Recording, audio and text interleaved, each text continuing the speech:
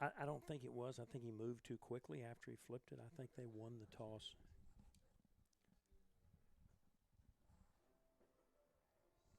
I'm going to mute our microphones for a minute.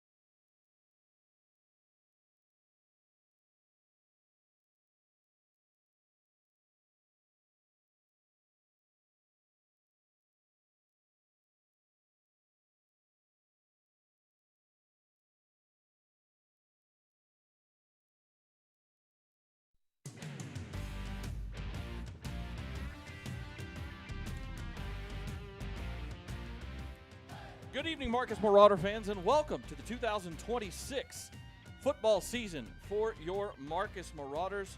My name is Jacob Dedamore. Glad to be back here for the third year of covering Marcus football for you folks on Tradio and Champion Sports Radio. This year, I will be joined by Bart Castle, who will be my analyst this coming season. Bart, welcome to the 2026 football season. Thank you. It's back to be here. I've been at Marcus several different times. Yes, you have. And so it's great to be back after a few seasons away. It's fun to be at Marauder Stadium and see the red and silver again. Well, we are bringing you an extremely abbreviated Benjamin Franklin Plumbing pregame show. They are the punctual plumber, Benjamin Franklin Plumbing, excuse me. They are the punctual plumber serving Flower Mound and all of North Texas 24/7. As obviously week one, just like the coaches, players, and referees, little technical issues but we are on the air and just about ready to get things going here. It is going to be a season of change for both of the teams that you see tonight as they are taking on the Northwest Texans out of Justin ISD on the northwest side of Fort Worth. For those unfamiliar, the Marauders coming off of a 6-4 season last year, they did miss the playoffs. The Northwest Texans coming off of a 2-8 season, and like we said, there's going to be a lot of change for both of these teams this season, and we'll get into that as the game goes.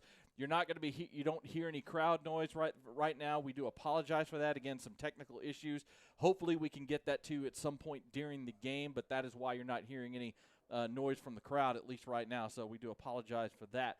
Let's go ahead and get things going for you as they are starting to present the colors on the field with the ROTC. But since we can't hear the national anthem anyway, we can just kind of roll through this. I thought perhaps you were going to sing it, Jacob. You Don't said it was going to tempt be me. a season of change. That's right. Don't tempt me. Don't tempt me. Let's go ahead and get you the lineups for tonight, and we will start with the visitors over on the Northwest Texans. They are coached. As I forgot the head coach's first name, and it went right. Bill Poe. Bill Poe. I started. Yeah. Bill Poe's the head coach. Bill Poe didn't. My thing, it didn't have his first name on there. Like I said, fun times. Bill Poe in his 13th season at Northwest as the head coach. His lineup looks like this tonight. At quarterback will be the senior, number 2, Mark Hartman, one of two, at least as far as skill position goes, one of the two returning starters. The quarterback and the running back, they had maybe their most productive guys returning this year. But it will be Mark Hartman, the 6'1", 185-pound senior, number 2 at quarterback. The running back is the senior, number 3, Carasella, who is coming off of a season last year where he had almost 1,700 yards rushing. He was the driving force of their offense last year. He was one of the top running backs in the DFW area, and the Texans are really expecting the quarterback, Mark Hartman, and Carasella to try to help provide some leadership very quickly for a team where, as you said, a lot of new starters. And by the way, Carasella is also the returning receiver for the Texans because they are breaking in an entirely new receiving core this year. Your 4 receivers for Northwest are number 16, Hayden LaFleur, the junior, number 10, Malachi Kestel, the junior, number 17, Benny Poti. He is a 6'2 senior, and number 4, Jake Miller, the 6'2 junior. Those are your 4 starting wide receivers for the Texans. Your starting offensive line looks like this from left to right across the line. At left tackle, junior junior number 70, Jamari Davis. At left guard, senior number 64, Owen Poynor. At center, number 59, senior Joseph Schuster. At right guard, senior number 72, Jace Mitchum. And at right tackle, the junior number 65, Ty Zumwalt. For the Marcus Marauders on offense tonight, as we said, a lot of change, and anybody who follows Marcus football knows what's been going on for the last 9 months, and so a ton of change on that for the Marcus Marauders as well. They have at quarterback tonight a young man who might be familiar to some that are associated with Marcus. Cash Davis transfers back from Lake Dallas, where he had transferred to after his freshman year at Marcus, transferred to Lake Dallas. He is back here as a senior, and he is the starting quarterback. Last year, Cash Davis at Lake Dallas had 749 yards passing, 6 touchdowns, and 3 interceptions, completing 64% of his passes. He is going to be joined in the backfield by senior number 9, Drew Emmert.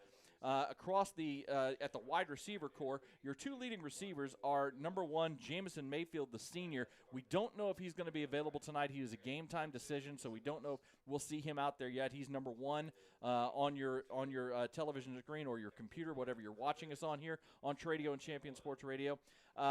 The other wide receivers that we will see in the starting lineup, if Mayfield doesn't play, will be on the outsides. It'll be number 4, senior Austin Higginbotham. On the other side, number 14, sophomore Knox Patterson. In the slot will be sophomore number 3, Caleb Steen. We will also see at tight end, he is the second leading returning receiver on this Marcus squad. The junior number 8, Bear Kogler.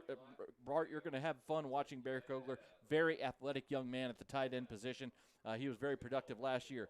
Across the offensive line, the sophomore at left tackle, the newest member of the offensive line, number 70, Cole Meyer. At left guard, senior number 60, Seth Joplin, the only returning starter on the O-line. Number 52, Grant Gager at center. He is the senior. 54, the senior, Anthony Clarich at right guard, and at right tackle, senior number 64, Ronan Clem. And we'll get you the defense for Northwest here in a moment as we are about to get underway here as we get rolling here at Marauder Stadium. And we have a short pooch kick coming up to receive it at the 14, up to the 20, 25, getting through out to about the 34, and down on the ground. Let's see who was returning that right there, Bart. Number 21, that was Cruz Cortez. Oh, fantastic. That was Cruz Cortez, number 21, on the return. Good starting field position for Cash Davis and the Marauder offense. They are out at the 36-yard line where they will get things started. Defensively, for Northwest, they play a 3-4 defense. Your 2 defensive ends, number 90, senior Xavier Diggs, and senior number 44, Noah Cuspa. Your nose guard is number 99, junior Isaiah Sampson. Your 4 linebackers, they have a 3-3-5 defense, I should say, not a 3-4. Your 3 linebackers, number 0, Jameer Briggs, the junior, number 11, Michael Matsingi, he is a junior, number 9, Ryan Benight, he is also a junior. We'll get you more here in just a moment. It's going to be a handoff to Emmert on first down. Gets through the line, out past the 40 to about the 42. That'll be a 6-yard gain. They're going to mark him at the 43-yard line, so make that 7 for Drew Emmert on his first carry of the season. Nice play there on that first play by Grant Gager and Claritz, the right guard. Both of them seniors open a nice hole. 2nd and 3 for the Marauders at their own 42 as we are underway here at Marauder Stadium in the season opener. Out of the shotgun. It'll be a play action. Quick throw to the outside. Pass is caught. Out past the 45 up to near midfield as Caleb Steen, the sophomore, makes his first grab of the season, and he's able to move the chains for a first down out to they're going to mark him at the 48, and that will be a T-Rock Roofing first down. We're going to try and get some of these sponsors in as we can, so we'll do our best here on that. 1st and 10 for the Marauders as they get things going at their own 48-yard line. Well, a good start, a first down on the first 2 plays. You like to get it rolling as quickly as you can. Shotgun snap back to Davis. He fires to the near side. Pass is caught, and it is Jamison Mayfield. Good to see him, the senior, out there. Again, he was a game-time decision tonight with a bit of an illness earlier in the week. They get it to the Northwest 41. That is a gain of 11 yards and a first down. Mayfield, last year, again, he's the returning leading receiver for the Marauders. 29 catches, 423 yards, and 3 touchdowns. Averaged 14.6 a catch. Marauders are into enemy territory now. 1st and 10. 2 backs in the backfield. This is going to be a handoff over the left side. Emmert spins, gets inside the 40. They're going to mark him down at the 37. That'll be a gain of 4 yards for Drew Emmert. It looked like initially on that play he might be brought down in the defensive secondary for Northwest. I believe that was number 40, McPherson Bremain, but Bremain couldn't hold on to him in a nice pickup. The rest of your starters, by the way, for Northwest, your two outside corners are number 26, Aiden Sadler, the junior, number 5, Brady Taylor, the returning starter, is the senior.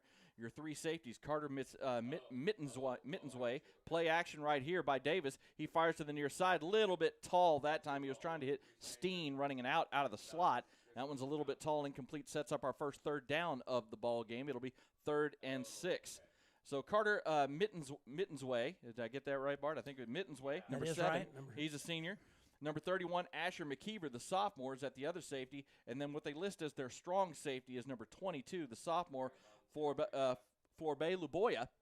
And that's your starting defense for the Northwest Texans. 3rd and 6 for the Marauders at the 37 of Northwest here in the opening drive. Play action. Davis rolls. Now he's trying to get out, and he's going to get sacked.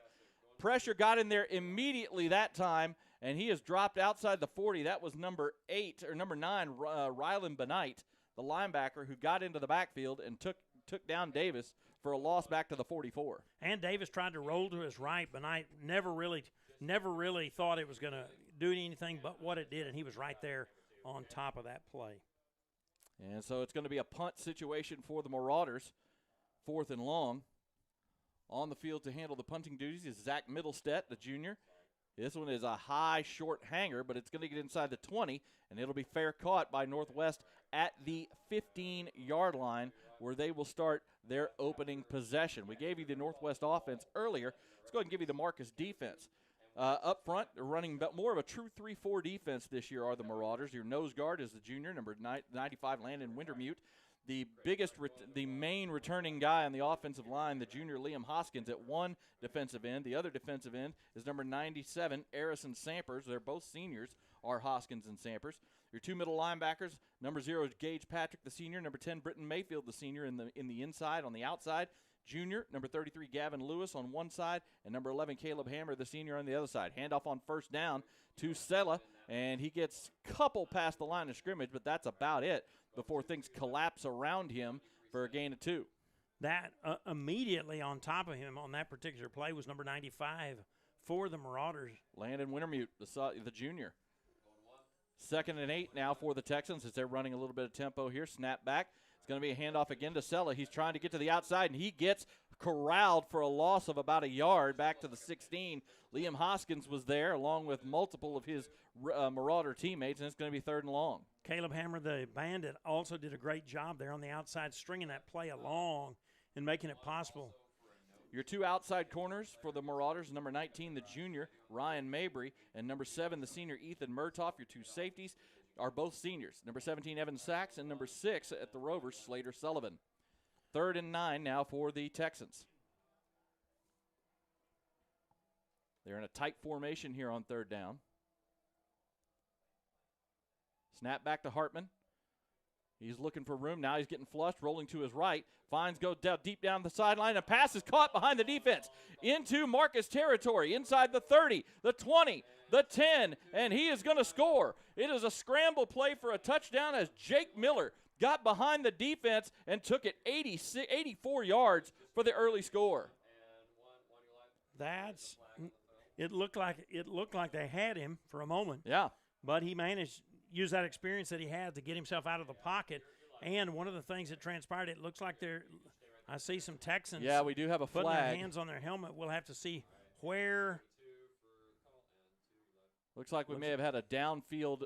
They haven't signaled the penalty, but there is a flag at the Marcus 33. We'll see what the call is.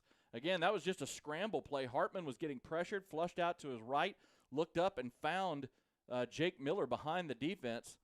And it is a personal foul penalty that is going to move this back. They marked it at the 33. Check that. It is a illegal. Yeah, there we go. That's what I thought they saw call a personal foul. So a huge break here for the Marauders. Wipe out an 84-yard touchdown play. It's still going to be a big gain and a first down for the Texans to the Marcus 48. But that wipes out a massive play and an early break for the Marauders. Absolutely. And oh, wait. Okay, I guess they did call an illegal block. They moved it back to the 43. And that was about the last point, Jacob, where they had a number of players all engaged. Yep. And one just didn't get his head out in front of the defender. Handoff to Sella on first down. He gets past the line of scrimmage, but only for about 2 yards before he is wrapped up and pulled back again. That was Landon Wintermute in on the stop. Wintermute already with 2 good plays right there in the middle of the field while Sella is trying to get untracked. So a second chance here for this Marauder defense to try and get a stop here. It's going to be 2nd and 8 from the Marauder 41. 8:20 to go here in the first quarter. Opening possession for the Texans. As they go 3-1, 2 receivers up top, receiver down at the bottom. Another handoff to Sella going over the left side, breaks 1 tackle, gets inside the 40, and then gets corralled at about the 37. That'll be a gain of 4 yards. Set up a 3rd and manageable at the 37 of Marcus. So we've seen him do a great job at the line of scrimmage thus far. They're in the front. Liam Hoskins, Landon Wintermute, and Harrison Sampers have done a great job neutralizing the Texan offensive linemen, allowing the linebackers and the secondary to get in on Sella before he can get untracked. 3rd and 4 now for Northwest at the Marcus 37-yard line. Here in the first quarter, we are scoreless. Receiver in motion. Snap back. It's a little zone read action. It is kept by the quarterback Hartman, and he's going to get wrapped up at the 34, about a yard short of the first down. It was a good fake there by Hartman. Tried to burrow his way forward, but gets stopped just a yard short, and it looks like the offense is staying on the field here for the Texans. It looked like they were going to get him just as he went to the line. He just managed to get turned sideways and slither through a crack to get as far as it did. It looked like they might get him initially for no gain. Bumped into Sella there, and that kind of slowed the progress. Like you said, it looked like it was an RPO, and that bump slowed him down and allowed the defense to corral him. 4th and short, snap back, handoff to Sella, and he's going to have the first down as the hole opened up for him. He's still moving the pile. He's going to get down to the 29. That'll be a gain of 5 yards, and they'll move the chains. Nice job by Jace Mitchum, the right guard, and Ty Zumwalt, the right tackle, creating some room for Sella to run there. Like you said, that'll be a first down, their second of this drive. Yeah, again, for the Marauders, this is not only a bit of a new defense going to a true 3-4, but also a lot of changes, especially at the linebacker position this year for the Marauders. You got your 2 safeties are returning starters. You've got Landon Wintermute, who played a lot last year at the nose, and you got Liam Hoskins. But everybody else on the defense is pretty much new as far as starting goes. 1st and 10 for the Texans at the Marcus 29. Another handoff to Sella, and he's going to get dropped behind the line of scrimmage. Coming in on the outside was Caleb Hammer, the senior, the bandit on a blitz, and he hit Sella for a loss. They gave him forward progress to the 30, but it's still a tackle for loss, 2nd and 11. What a play. He had a play earlier in this drive when they were down on the other side of the 50-yard line, did almost the same thing, but that time he read the play and came clean. Split back shotgun set here on 2nd and long. Snap back. They're going to hand it to Sella, trying to sweep wide. He's going to break an arm tackle, but then get taken down. Nice tackle that time by number 20, Logan Carl, the DB, who got around the feet of Sella and dropped him after only a gain of 2 when it looked like he had a gap. One of the things we're seeing is we are seeing from Marcus, they're getting a lot of different players on defense. Yep. They're moving them in and out, and a lot of that may have to do with the Texas heat, Jacob. There were heat restrictions that dealt with practice, but tonight everybody's having to play no matter how hot it is, and so that's probably a wise idea to keep from having problems with cramps later in the afternoon. 3rd and long again, 3rd and 9 at the 28, and they're going to hand it to Sella again, and he is going to get wrapped up. Well, he keeps moving, and the ball comes loose, and it is a turnover. The Marauders rip the ball out of Sella's hands, and they get the recovery. It is Gavin Lewis, number 33, the junior Sam linebacker, as all of a sudden Sella was trying to fight for yardage, and suddenly he came out of the pile without the ball. Well, one of the things that happens, and it happened to Sella then, is he was running forward, but as he began to try to work for yards, he spun around and he spun right and literally exposed the ball to the Marauders, and their defense just said, "We believe we will," and they just took it from him. I don't even think that ball hit the ground. I think it just got ripped right out of his grasp. And it's a turnover for the Marauders, who take advantage of the penalty, and they get the stop to give the ball back to their offense at their own 25 with 4:54 to go here in the first quarter. Out of the shotgun, Cash Davis in a 3-wide set here. Snapback, it's going to be, we're going to have a false start. Yeah, Jamison Mayfield was moving back to make sure he was on the line as the ball got snapped. So that's going to back it up 5 yards. Well, hopefully that won't derail the drive. It's happening early enough in it. They still got the opportunity. They look crisp on their first drive. Yep. They were looking good until that sack on 3rd down. They got 2 first downs in their first 3 plays, and then the drive tended to stall. So back it up to the 20. It'd be 1st and 15. They're going to go 4 wide this time out of the shotgun. Caleb Steen comes in motion. And it's going to be a pass to Colger over the middle. Caught, breaks a tackle, out past the 35, out past the 40, still on his feet. He's running to midfield, stiff arm inside the 45, and finally brought down in front of the Marcus sideline. A great catch and run by the junior Bear Kogler all the way down to the Texans' 43. A 37-yard catch there by Kogler. He caught it in the middle of the field, immediately spun and went toward the sideline here to the left side of the field. Picked up good yardage after that. And now they're running a wide receiver screen as they run tempo. Steen with the catch. Blockers in front. He's inside the 35. That's going to be close to another first down as they lined up quickly, got in a bunch formation on the near side, and threw it to Steen with blockers in front. They're going to say he's a yard short, so a gain of 9 for Caleb Steen, who has been very active here in the first quarter on the offense. He has, and that's 43 yards on 2 plays. That's the kind of thing you want to see after losing the momentum in that early drive. Counting down to 4 minutes to go here in the opening quarter. We are scoreless here in the season opener, as this time the Marauders are going to go out of the pistol, and they're going to go 4 wide. Davis is going to hand it to Emmert, going to go over right guard, and he's going to get down to about the 30.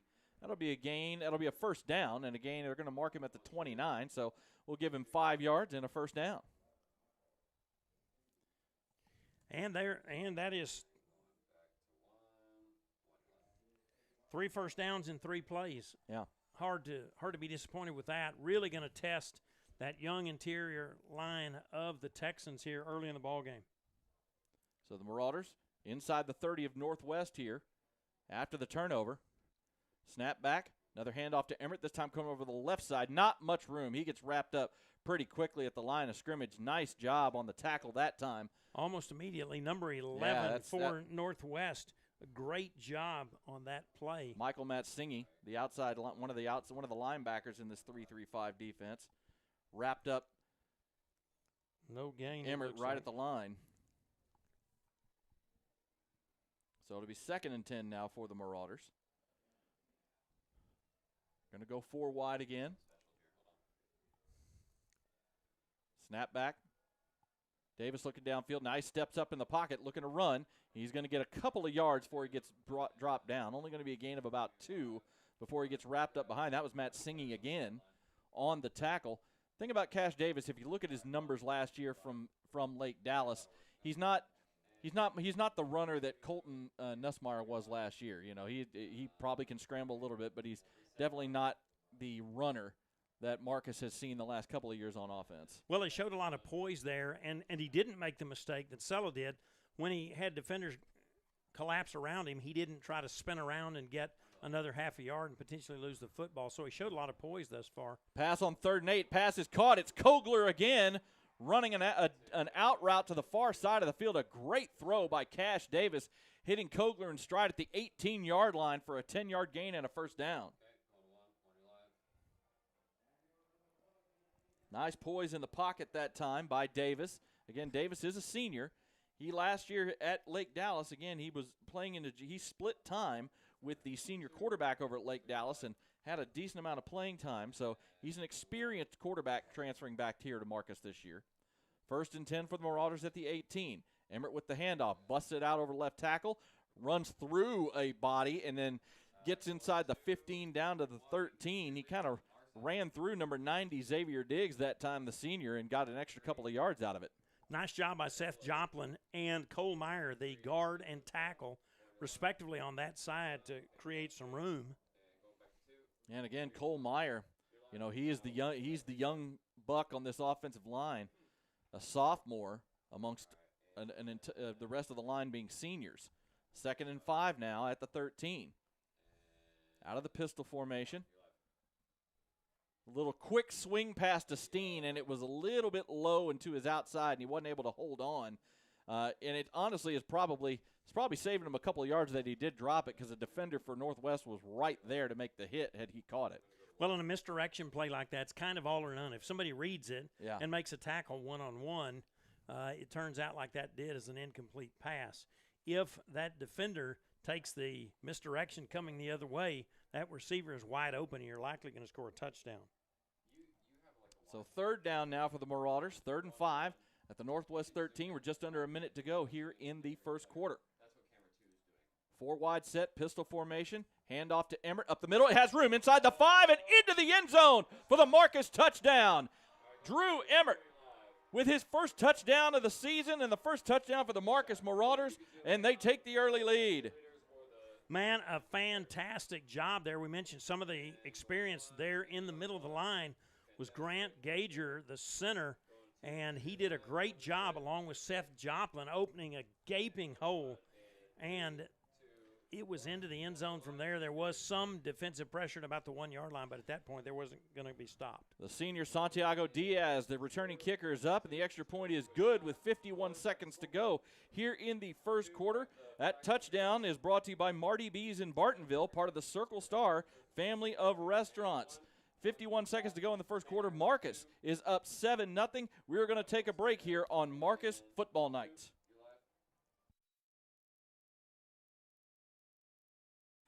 Never mind, we're going to keep it here. Don't have the commercials ready to go tonight, so we'll just keep it here for the moment. And that drive was a nine-play drive that took up 3 minutes and 7 seconds. 4 first downs out of those 9 plays. 5, the touchdown actually counts as a first down, and so 5 first downs out of 9 plays. A great drive after stalling on the first one. Really, really got good protection on the passes by the offensive line.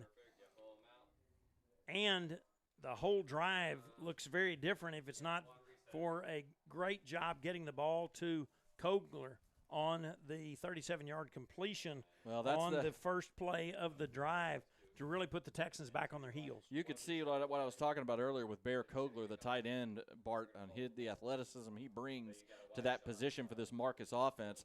He really showed it off on that possession. By the way, just to make sure we're getting our sponsors here in, that fumble recovery by the Marcus defense was brought to you by our friends at T-Rock Roofing and Contracting. You can see T-Rock Roofing protecting North Texas home since 1969. The kickoff is deep down to the goal line, and it is going to be returned. Coming out, it is Carasella. He finds a gap out past the 25, and he's going to get out past the 30. That's going to be a nice return that time for the senior running back, Carasella, of 31 yards. As he just cut all the way across the field and found a gap in the kick coverage team. Well, it gave you some idea there how it was that he picked up almost 1,700 yards there. Started on one side of the field. It looked like the coverage team had him pretty well taken care of. However, he cuts back across the grain and goes over on the right side toward the visitor side. Nice job adapting after letting him get away. That could have been much uglier than it was. So 1st and 10 for the Texans on their own 31-yard line. As the Marauders lead 7-0, going in with a 3-wide set here on first down out of a pistol formation. Tight end breaks out in motion into a bunch set. Play action. It's going to be a fake, a little zone read. Nice spin move out past the 40 to the 41. Mark Hartman showing off a little bit of athleticism, spinning his way for a 10-yard gain and a first down. Boy, he really did. They took the fake into the middle in the middle of the deal. He pulled it out adroitly and managed to get into the hole. That was vacated when they slid to the left side, and that left room for a first down. And now the Texans running a little bit of tempo here. 15 seconds to go. This will probably be the last play of the first quarter. Snap back to Hartman. He's looking. Now he's flush. He throws it out to the flat. Pass is caught. Out past midfield. Tripped up at around the Marcus 45. Nice little find that time as he was able to find number 6, Stephen Momo, the number 2 running back on this team, to the Marcus 44. And the clock is running, and we are going to run out here in the first quarter. So the Marauders have 2 possessions. Both get into Northwest territory. One of them turns into a touchdown. On defense, they were able to force a turnover to set up that touchdown. And as we go to quarter number 2, The Marcus Marauders lead by a score of 7-0. They did a great job once they got the turnover, taking advantage of it. One of the things Coach Bill Poe mentioned for the Texans, he said, we cannot have any turnovers. This is a good team, and we want to make sure that we don't give them extra opportunities. They did there, and the Marauders are able to take advantage of it and get it into the end zone. So just to give you a better idea, again, Carosella is the main driving force of this offense, as we've already seen. We talked about it last year, 1,670 yards on the ground, averaged 6.7 yards a carry, had 15 touchdowns on the ground, and then last year he's also the leading returning receiver, had 29 catches, averaging 9 yards a catch, and also had a touchdown as a receiver. As far as Hartman goes, again, having that experienced quarterback returning helps. This was not a heavy passing offense last year, as Hartman only threw for 1,378 yards in 10 games, 7 touchdowns, 7 interceptions, but he did complete 64.5% of his passes last year. And so if you're not going to throw very many, yes. you want to maximize what small amount of time you're throwing. Sorry about that. I talked over you, Jacob. No, you're good. And the one thing about Hartman is, looking at the numbers last year, he didn't seem like he was much of a runner based on their stats, but he showed some really good athleticism there on that carry right before the end of the first quarter. And he's done a good job scrambling out of the pocket on a couple of plays. Ready to get going. Split back shotgun set here on 1st and 10. Handoff to Sella, looking for room. Actually, that's Momo. He tried to bounce it. No, he's still on his feet. They didn't call him down, and he's going to get down to the Marcus 45. Everybody kind of stopped thinking that Momo was down, but the referees said no, and he got it all the way down to the 35 for a gain of 9. It really did. He must have come very close to going down because truly both teams pretty well stopped. The only one that didn't was Momo, and he went from almost a loss to a 9-yard gain. 2nd and 1 now for the Texans, staying in that split-back shotgun set. Play action, and a pass down the middle of the field has a man open. That pass is caught, and it's into the end zone for a Northwest touchdown as the play action opened up the defense. Getting behind the defense was Elijah Hawkins, number 14, the junior, right down the middle of the field, and nobody went with him, and the play action bit everyone, and it's a long touchdown for the Texans from 35 yards out. Well, just as quickly as they jumped out in front, a breakdown there in the secondary, and Hartman does a nice job getting out. He didn't throw. He had to come back and get it some. I know Coach Poe would like to see it go over his head and let him catch it that way, but it's a touchdown and a PAT nonetheless. The extra point by Seth Clark, who's also the backup quarterback. He is the kicker and punter for this Northwest team, is good, and we are tied at 7 just a couple of plays into the second quarter. Again, it was just a really out of that split back set. They faked it to Sella on the play action, and, I think Mark Hartman did the right thing because he saw that his wide receiver, Elijah Hawkins, nobody was with him, so he just lobbed it up there to make sure he didn't overthrow his receiver and just put it right into the breadbasket. And, again, the play action fake caught everybody. Everybody bit up. And that's going to be one of the things that both teams are going to need to work on here in their pre-district schedule. Yes. With so many new people, no matter how much you've practiced, no matter how many run-throughs you've had, going to the game is going to the game. And as you said, just had some youth there fooled by the play-action pass, and it resulted in a touchdown. So very quickly, it went from 7-0. Yeah, a couple of big. We're tied at 7 here, by the way.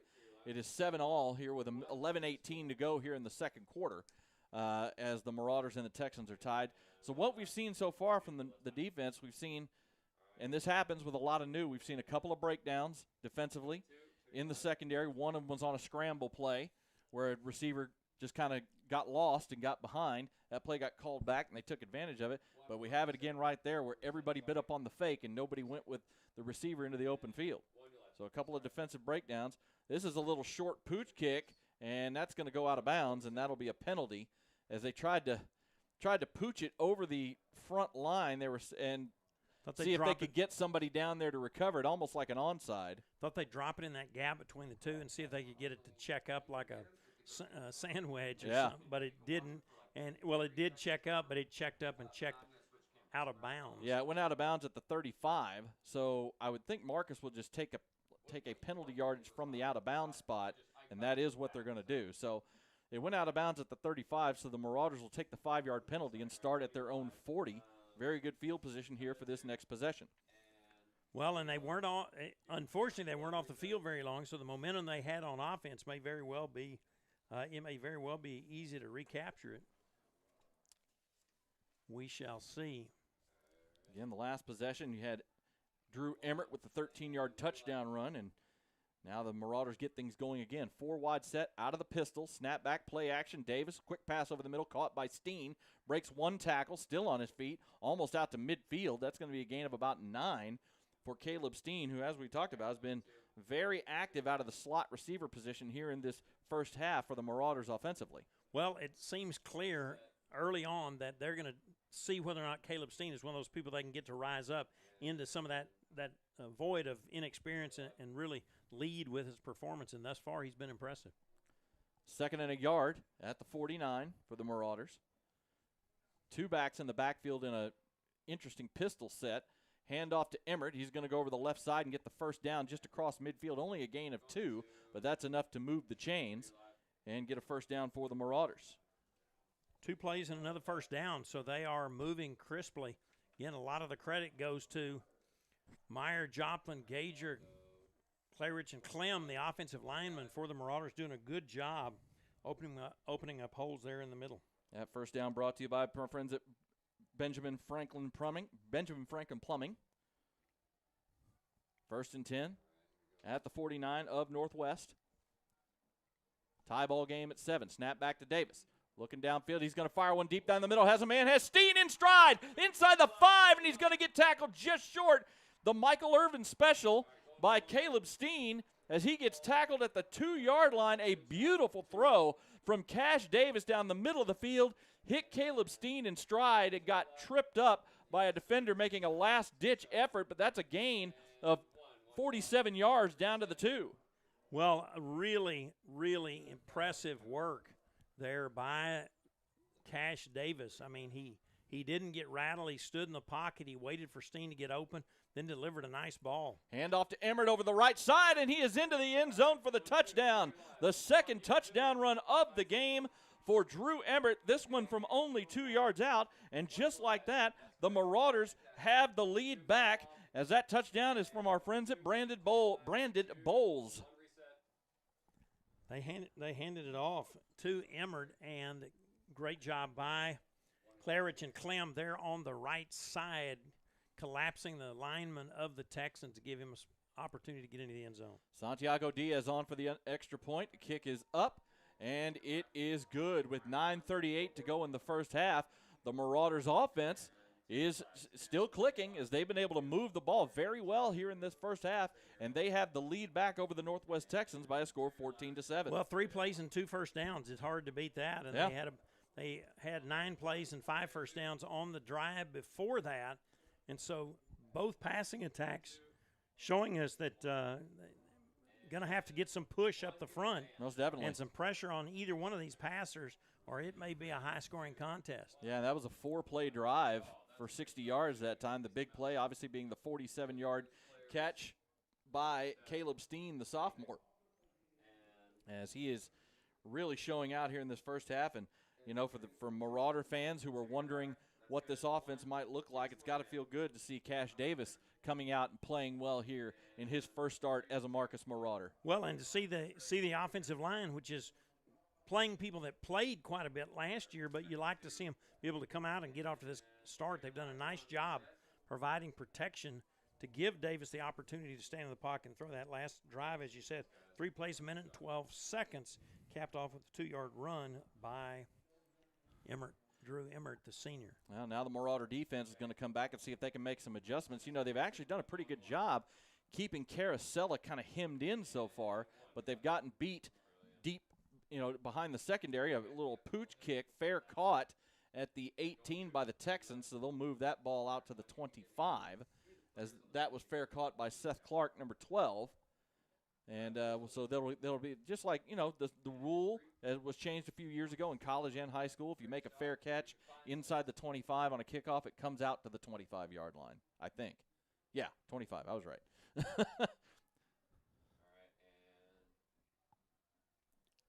So the Texans come back out with their offense. A couple of really nice plays so far by Mark Hartman, the Texans quarterback, as well here in this first half. Some good play action fakes. Well, a great opportunity for the defense to make a stand here and get the ball another time, if not two, before halftime. As the Texans go trips to the right side of the formation, handoff to Sella up the middle, finds a gap that time and gets the ball out past the 30 to the 31. That's a gain of 6. It's one of his better runs here in the first half. Well, on that play, the offensive line for the Texans did a nice job there in the middle. Yeah, they got a lot of push on that snap there. 2nd and 4 now at the 31. Receiver coming in motion for the Texans. Snap back to Hartman, play action, looking down the middle of the field. He's going to fling it out to the flat to Sella, who makes a man miss at the 30, still on his feet out to the 35, and gets a first down out to the 37. Great catch and run by Carosella that time, spinning out of a couple of tackle attempts. Well, and not to be deterred, he spun around. They snatched it from him that time, but I think that's just part of how he does what he does. Yep. 8:45 to go here in the first half. Marcus leads 14-7. Snap back. Going to be a handoff to Sella. Makes a man miss out past the 40 to the 41. That was a nice little sidestep move, as it looked like number 10, Britton Mayfield, was closing in on him right at the line, and he just a little hip slip to his left and got out past the 40 for a gain of 4. Gain of 4. 3 plays in a row, they've gotten a first down, and 4 yards on first down is what you like to have all the time, but it's clear they're going to try to create a scenario where Hartman has the opportunity to pass because people are concerned about Sella running the football. Momo checks in at running back on this play. Pressured immediately as Hartman. He gets away and is going to have a lot of room to the near side. Out past the 45 and is going to get taken down just short of midfield. It's going to be a first down after a gain of 8 yards. As that time it was number 55, Aaron Flandreau, who got into the backfield and pressured Hartman, but Hartman was able to evade him, and there was just nobody on the near side of the field to corral him and keep him in the pocket. It looked like he might, but a nice job by Clark. Little hip shake there. Hartman, little hip shake there. Managed to open it up. 1st and 10 for the Texans at their own 49-yard line. Bunch formation to the near side. Snap back. Hartman over the middle. Pass is tipped but caught, and a big hit, but also a big catch. Evan Sachs on the hit that time nailed Hayden LaFleur right as he caught the ball, but LaFleur hung on at the 40 for a first down. Wow. I mean, he got rocked. Absolutely rocked. Great play on both ends. 1st and 10 after the 11-yard gain for the Texans at the Marcus 40, as the Texans are once again on the move. And they're going to have we're going to have offsides. We had Marcus player, that was number 11, Caleb Hammer, trying to time the snap count. He jumped into the neutral zone. And, they're going to call a false start. Okay. I thought maybe he jumped into the neutral zone and caused the false start for an encroachment penalty, but they're going to say one of the Texans players moved, so back that up to the 45-yard line. Hammer was trying to time up the snap count because he was coming on a blitz. And, again, some of that inexperience, rather than say, hey, I can just sit here, and if he hits me, that's a penalty, cause that flinch. Of course, it's easy for me to talk about not flinching when I'm up here behind the glass in the air conditioning. Exactly. So it's going to be 1st and 15 now for the Texans at the Marcus 45. They're going to line up in a 4-wide set, 3 receivers up top, 1 receiver down to the bottom, and now we're going to have a stoppage of play, and we have a timeout being called by the Texans, as they were they were a little bit jumbled. So first timeout for either team in this half with 6:36 to go here in quarter number 2. The Marauders leading the Texans by a score of 14-7. It's been 2 touchdown runs from Drew Emmert here in this ball game, one from 13 yards out, one from a short 2-yard distance. But the key so far in this game, honestly, I think has been the play of both quarterbacks, who have done very well, both Cash Davis and Mark Hartman, making some really nice plays here in this first half. I don't think if you didn't hear us talk about their relative inexperience at the outset, and you just came to this game is neither a Marcus fan or a Texas fan. You just love Texas high school football. Mm-hmm. And came, you'd have no idea that both coaches were just hoping they'd get this kind of play out of their quarterback. Yeah, there's a lot of inexperience at the skill positions for both these teams, but it's not at the quarterback position Right, because right. Cash Davis transferring over from Lake Dallas to come back into the Marcus program where he was until his freshman year. He played a significant amount of snaps last year, splitting time at Lake Dallas. And then, of course, Mark Hartman, he was the starter last year for Northwest. So you have two returning experienced signal callers in this game, and it's showing here early in this ball game. After the timeout, both teams back on the field. 1st and 10 at the 15. Receiver coming in motion to set up two receivers on either side. Snap back to Hartman. He's looking down the middle. He's going to fire one deep down the middle of the field, and that pass is going to be intercepted. He tried to lob that one up over the top, and this time just put too much air underneath it. And coming over to make the interception was the junior number 19, Ryan Mabry, who tracked that ball all the way and undercut it for the second turnover for the Marcus defense. Mayberry really did. He watched Hartman the whole time and floated back, and the corner allowed the safety in the middle of the field to take the receiver coming up the middle, and he floated in there and picked it off easily. And that turnover brought to you by our friends at T-Rock Roofing and Contracting. Again, that time he was kind of similar to the touchdown earlier. The receiver did have a step. The slot receiver did have a step on the DB, but it was just a step. And this time he probably should have tried to put that ball out in front, and instead he lobbed it up, and that allowed Ryan Mabry to cut over from his position. Handoff on play action. Pass is caught by Steen, makes a man miss, and then gets wrapped up.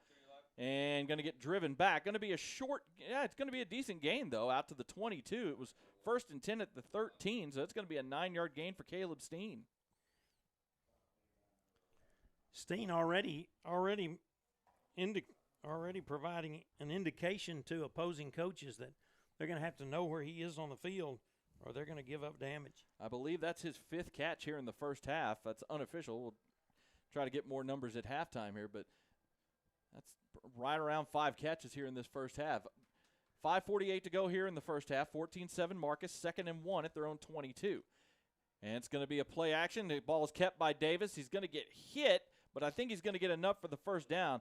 Did a little zone read action, but the Northwest defense on the backside of the play stayed home, but they weren't able to keep him from getting the yardage he needed for the first down because he only needed 1. Nice job reacting immediately on that play by number 31 on the Texans. That's Asher McKeever. The safety, he saw it coming as a run play, and he came up quickly and got into the space between the linebacker and the lineman. Yeah, defensive lineman Noah Cuspa did a good job on that play as well, helping corral him after only the yard gain. But it is a first down. It's going to be a handoff to Emmert up the middle. Going to get about 3 out to the 27 that time as he kind of burrowed his way forward.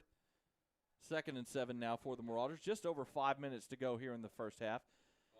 Marauders have scored 2 touchdowns on the 3 possessions they've had here in the ball game. The defense has given up a touchdown, but they've also forced 2 turnovers to keep the Texans off the board as much. And they managed to turn the first turnover into a touchdown drive. We'll see if they can do that same thing here as we are at 4:45 and counting, headed toward halftime. Split back shotgun set here on 2nd and 7. Snap back, play action. Davis looking downfield. He's going to fire one deep toward the sideline. Pass is incomplete. Jamison Mayfield, who's trying to hit him on the sideline on the deep out route, and the pass was just a touch too far, and Mayfield couldn't haul it in. And part of the reason that pass was too far, a nice job by the cornerback over there, Aiden Sadler. He really did have to throw it wide. If he'd have thrown it any softer than he did, Sadler might have had an opportunity to swat it down. He gets the job done. It's an incomplete pass. That'll bring up 3rd down and 7. Yep, 3rd and a little bit long for the Marauders. Snap back to Davis. Here comes the blitz, and he's going to get hit and dropped. As that time they brought the house. That was number 11, Michael Mastingi, who came right up the gut and had a wide open free run at the quarterback, and he hits Davis for a big loss back to the 24. Well, they loaded up on the front, and Matt Singy went between Gager and Joplin, and they really didn't have a chance because they were both occupied by a lineman, and he shot right through. And that was a loss of, looks like, 6 on that. it's going to be a punting situation.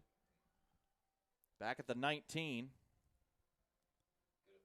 High snap, corralled, and the punt is away, and it's a decent punt considering the situation. Fair caught at the Northwest 43 by number 5, Brady Taylor, but a great job that time by Zach Middlestat, the junior, as he was able to get back, get a high snap, get his shoulder square, and get a really nice punt downfield. Anytime you can get a 57-yard punt out of something that looked like it almost flew over your head into the end zone for disaster, yeah, you'll take a 57-yard punt anytime you can 57 yards in the air, 38 yards officially as far as the distance from the 19, but still just a fantastic job on what could have been a very bad play for the Marauders.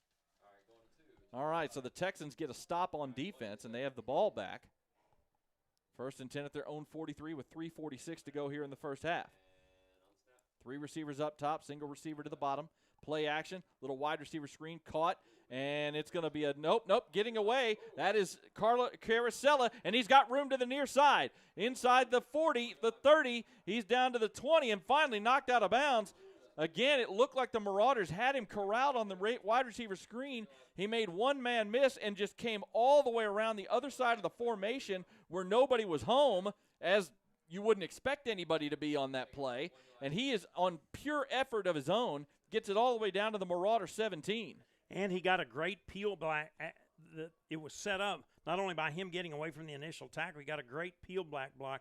And once that opened up that entire sideline. That's a gain of 40 for Sella. He's going to play action, pass is caught, and that time the tackle is made as the pass was caught by Jake Miller, number 4. It was Everett Rodriguez, number 16, making the tackle after a gain of 5.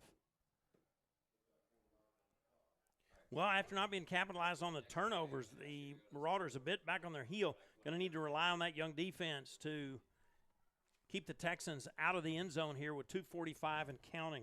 Yeah, just, a couple of breakdowns in coverage, and then that time just guys not being able to wrap up. 2nd and 6 officially, handoff to Sella, and he's trying to get to the outside. This time he gets hit. The ball's on the ground, but he is able to get back on. It's going to be a huge loss, but Sella got hit as he was trying to bust it to the outside, and the ball popped loose backwards. That hit him. I think it was Slayton Sullivan. Yeah, Slater Sullivan, the senior safety, came up, made the hit, knocked the ball loose, and it rolled all the way back to the 21-yard line, as that is a loss of 7 yards to set up a 3rd and 13, as Sella was able to scramble back and get back on the ball, but now it's 3rd and long after the 7-yard loss. Man, what a play. That changes the complexion of this attempt by the Texans to get into the end zone. Nice play. And we are now at the 2-minute warning here. Again, that's a relatively new rule, started last year in high school football in Texas. 2-minute warning at the end of each half, just like they have in college football. And boy, I tell you what, almost a 3rd turnover by this Marcus defense. You know, the Texans have been moving the ball pretty well in this first half offensively, but the Marauders have been able to force turnovers. Almost did there. Now it's going to be 3rd and long coming out here in this after the timeout. And I want to give credit where credit was due. Also, along with Slayton Sullivan, Britton Mayfield, the senior linebacker, was involved in that play, number 11. Yeah, against Slater Sullivan and Evan Sachs, the 2 returning starting safeties. They're part of the experience that they do have on defense. This Marauders squad is in the safety and the rover positions in Sachs and Sullivan. Well, a big play there. Like I said, it moves them back to the 21-yard line. It brings up 3rd and 14. Yeah, just a huge loss, and very fortunate for the Texans that Sella and his quarterback Mark Hartman was also scrambling back there. The way that ball just bounced, they were able to get back and cover it to save the possession. So 3rd and 14 now at the Marauder 21 with 2 minutes to go. Marauders leading 14-7. 3 receivers out to the right, 1 receiver to the left. Snap back to Hartman. He's going to fire one down, and that pass is going to be caught, hit, and down. It's going to be, I think, just short of a first down, as number 4, Jake Miller, made the grab and got popped immediately, but a big gain of 11 yards. They're going to mark him down officially just inside the 10, and it's going to be 4th and 2. And at least for the moment, the offense is staying on the field for the Texans. Well, I thought they're going to stay. We'll Yep. see if we'll see if they stay with this or if they see something on defense they don't like. Of course, they may just depend on Sella and see what they can do in the middle of that. And they do line. hand it to Sella, and he gets the first down, and he gets into the end zone, breaks a tackle right around the line of scrimmage, and runs it right into the end zone for a 10-yard, or I guess officially a 9-yard touchdown run. He ran right through the tackle attempt. I think that was Ryan Mabry, number 19, who tried to wrap him up in the around his legs, and Sella just ran right through him. Well, the great thing about a running back like Sella, you don't need them to blow open a huge hole. They have several times. You really just need to give him a crease. And then, like you said, it's going to depend on someone else to make a tackle, and he's just a load to bring down. The extra point is up, and it is good with 1:18 to go here in the first half. We are tied up once again at 14 after the 9-yard touchdown run by Carosella on 4th and 2. Just again, like this drive for the most part was was individual effort by Carosella. We start with that wide receiver, that screen pass they threw to him to start the drive where it looked like he was going to be hemmed up for maybe a loss, and he was able to get away from the Marcus defense and reverse field and get a huge 40-yard gain to set up everything for this, and then he breaks a tackle on 4th and 2 to get the score. It was a 1:28, 5-play drive. They picked up 2 first downs, and as you said, that touchdown, a 9-yard run by Carosella, giving some indication, as I mentioned just a moment ago, you give him much opening at all, and you're going to be dealing with him downfield. Yeah, and some things. And there wasn't much downfield to have to deal with him about, and he got into the end zone. So the Marauders will have 1:18 and all 3 timeouts to work with offensively as they try to answer back. Again, both offenses doing a really good job moving the ball here in this first half. Let's see what they're going to do. The Texans on the kickoff, they tried a little pooch. They're doing it again, a little short pooch. Caught at the 29, and it's going to be a fair catch. Looked like see who caught that. That was number 4, Austin Higginbotham, who kind of went down to a knee as he caught it. And so the Marauders will take over, looks like at their own 30-yard line. Trying to stay away, this Northwest team, they're trying to stay away from the returners, Caleb Steen and Cruz Cortez. Again, that opening kickoff by Cortez was returned out to the 35, and since then they've been pooching it short. I think very quickly they looked at that early on and said, we're not doing that. Yep. So 1st and 10 for the Marauders. Again, they have all 3 timeouts at their disposal. Snap back to Davis. He's going to fire one out. Wide open. Pass is caught at the 40. Out past the 45 and out of bounds at the 48-yard line. No, they're going to wind the clock and then stop it for the first down. Austin Higginbotham with his first catch of the night, 18 yards out to the 48. And they get the ball set. Tempo, start the clock back. Tempo here. Davis with the snap back. He's going to fire one over the middle. That's incomplete. He was trying to find his tight end, number 85, Harrison Garcia, over the middle, and that pass is a little low and outside that time. And while you would love to have a completed pass, he wasn't going to pick up much there, and the incomplete pass stops the clock, gives him a second to kind of settle himself after that big play to keep the drive going. 2nd and 10 now for the Marauders at their own 48. 59 seconds to go here in the first half. They go with a bunch set, 3 wide receivers on the left side of the formation up top on your screen. Snap back, play action. Davis got time. He's going to fire it to the far side, and that pass is incomplete. A little bit high. He was trying to hit number 14, Knox Patterson, the sophomore, and that pass was he was throwing all the way across the field and just put a little too much air under it. Now it's 3rd and long.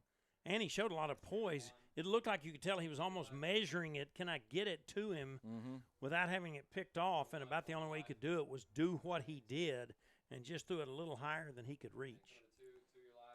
So it's 3rd and 10 now for the Marauders. 54 seconds to go here in the first half. Going to go with a 3 wide set, 2 receivers to the left, 1 receiver to the right. Davis back to throw. Got time. He's going to fire over the middle, and that one is incomplete. It's going to be low. The pass was a little low and behind Knox Patterson as he was trying to hit him on a deep dig route. I thought they might get a little help there with pass interference. But I did too, but that isn't what transpires. Thought there might have been a little grab the air, but again, the pass was just a little. It looked like Patterson had position, but Davis just threw it low and behind him. Yeah, and I think there was some contact, but it wasn't a tremendous amount. And my guess, as you said, on a bad pass like that, one of the things that an official really doesn't want to do in any sport is bail somebody out. Right.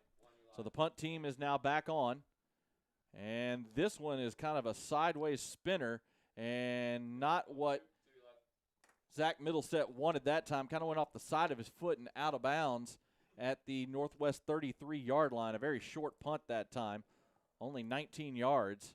And the Texans are going to take over at their own 33 with 43 seconds left and 2 timeouts. Well, I think the Texans had a little bit to do with that. They sent a max rush right up the middle, and I think he could see some of that coming, and he thought, I've got to get rid of this thing as quickly as I can. And that had him kick it off the side of his foot. They're fortunate that it went as far as it did. So the Texans offense now with an opportunity to maybe get the lead back with 43 seconds to go. 3 receivers up top, 1 receiver to the bottom of the formation. Snap back to Hartman. He's going to throw it quick, a little wide receiver screen over the middle, a little slot screen, and it's out past the 40 to the 42-yard line, a gain of 9. Little slip screen that time. It was number 10, Malachi Kestel, on the catch. That's his first grab of the night. Gain of 9, and quickly, here come the Texans running tempo. 20 seconds to go here in the first half. Snap back to Hartman. Looking downfield. He's going to fire over the middle. Pass is almost intercepted. I tell you what, for the Marauders, if Britton Mayfield had been looking back at the ball, but he was looking at the man coming towards him ready to make a hit, and he didn't see the ball coming, if he had turned and seen the ball, it was right at him. He would have been able to make a pick maybe. As you said, just at the last moment, he had to turn his head because he could see it wasn't coming to the receiver to see where it was, and it was right on him. 3rd and a yard, and they're going to hand this off to Sella, who is going to barely get the first down. He's going to get about 1.5 yards. He needed 1 yard. Got 1.5 yards to move the chains, but there's only 9 seconds left in the half, and Northwest is not using their timeout. They're just going to let the clock run out. I was a little surprised that they didn't call a timeout after that 9-yard gain earlier in the drive, but they just let it run, and we are going to go to the half. So an exciting first half here at Marauder Stadium in the season opener. Both teams with some explosive plays on offense, a couple of turnovers for the Marauder defense, and we go to the locker rooms here with this game tied at 14. Well, I think one of the things both coaches will appreciate is, in addition to solid play from their experienced quarterbacks, both teams had some linemen just beginning to get – hey, you're the starter game one, and both teams' offensive line did a nice job. Yeah, it was again, there's going to be corrections for both teams at the half. A couple of secondary breakdowns for the Marauders also. Maybe a little talk about tackling and wrapping up going to be discussed, but I think both teams have to be pleased with how their offenses have moved the ball here in this first half. And, typical season opener, some good, some bad, and we're tied at 14 as we go to the locker room. Well, the offense knows what they're going to do, what they're going to try to do. The defense doesn't. And with inexperience on both offense and defense, you're going to have some breakdowns, but it'll give the defensive coaches something to talk about. The offensive coaches will be able to go in and talk about some things that happened that they really appreciated. And so it was an entertaining first half. Okay. What we're going to do right now, it is the halftime show. This is brought to you by our friends at Benjamin Franklin Plumbing. It is the halftime countdown, and it is presented by Benjamin Franklin Plumbing. If they're not on time, they'll pay you $5 a minute, and we'll take that deal. So we're going to we're going to take a break here on the broadcast and have the halftime countdown. The clock, you may see some action on that. You'll see the band doing their thing on the field, but we won't have any sound, unfortunately. But we'll be back here in a few minutes. We're hoping to see if maybe we can have the pregame interview with Coach Alexander maybe to play here for you at some point. Hope to bring that to you since we didn't get to do it in pregame. But it is 14-all between Marcus and Northwest here on Marcus Football Night. We'll be back in a few minutes.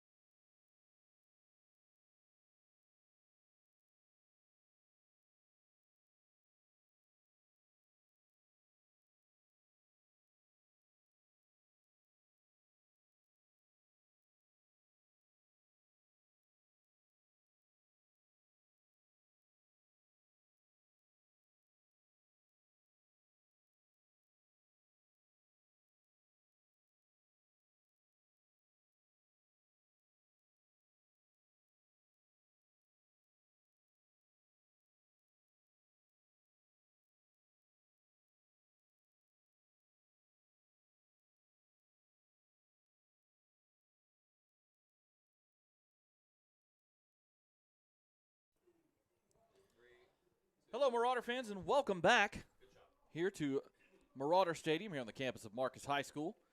As your halftime score, it is Marcus 14, Northwest 14. And before we give you some of the numbers from the first half, just had a really cool moment here at halftime as the Marcus Marauder Marching Band received an invitation to perform and march in this year's Macy's Thanksgiving Day Parade in 2027. Sorry, I thought it was this year. My fault. So in next year's, my bad. I thought it was this year. I was like, oh, that's awesome. That, like 2 months they'll be out there. That they received an invitation to march in the 2027 Macy's Thanksgiving Day Parade.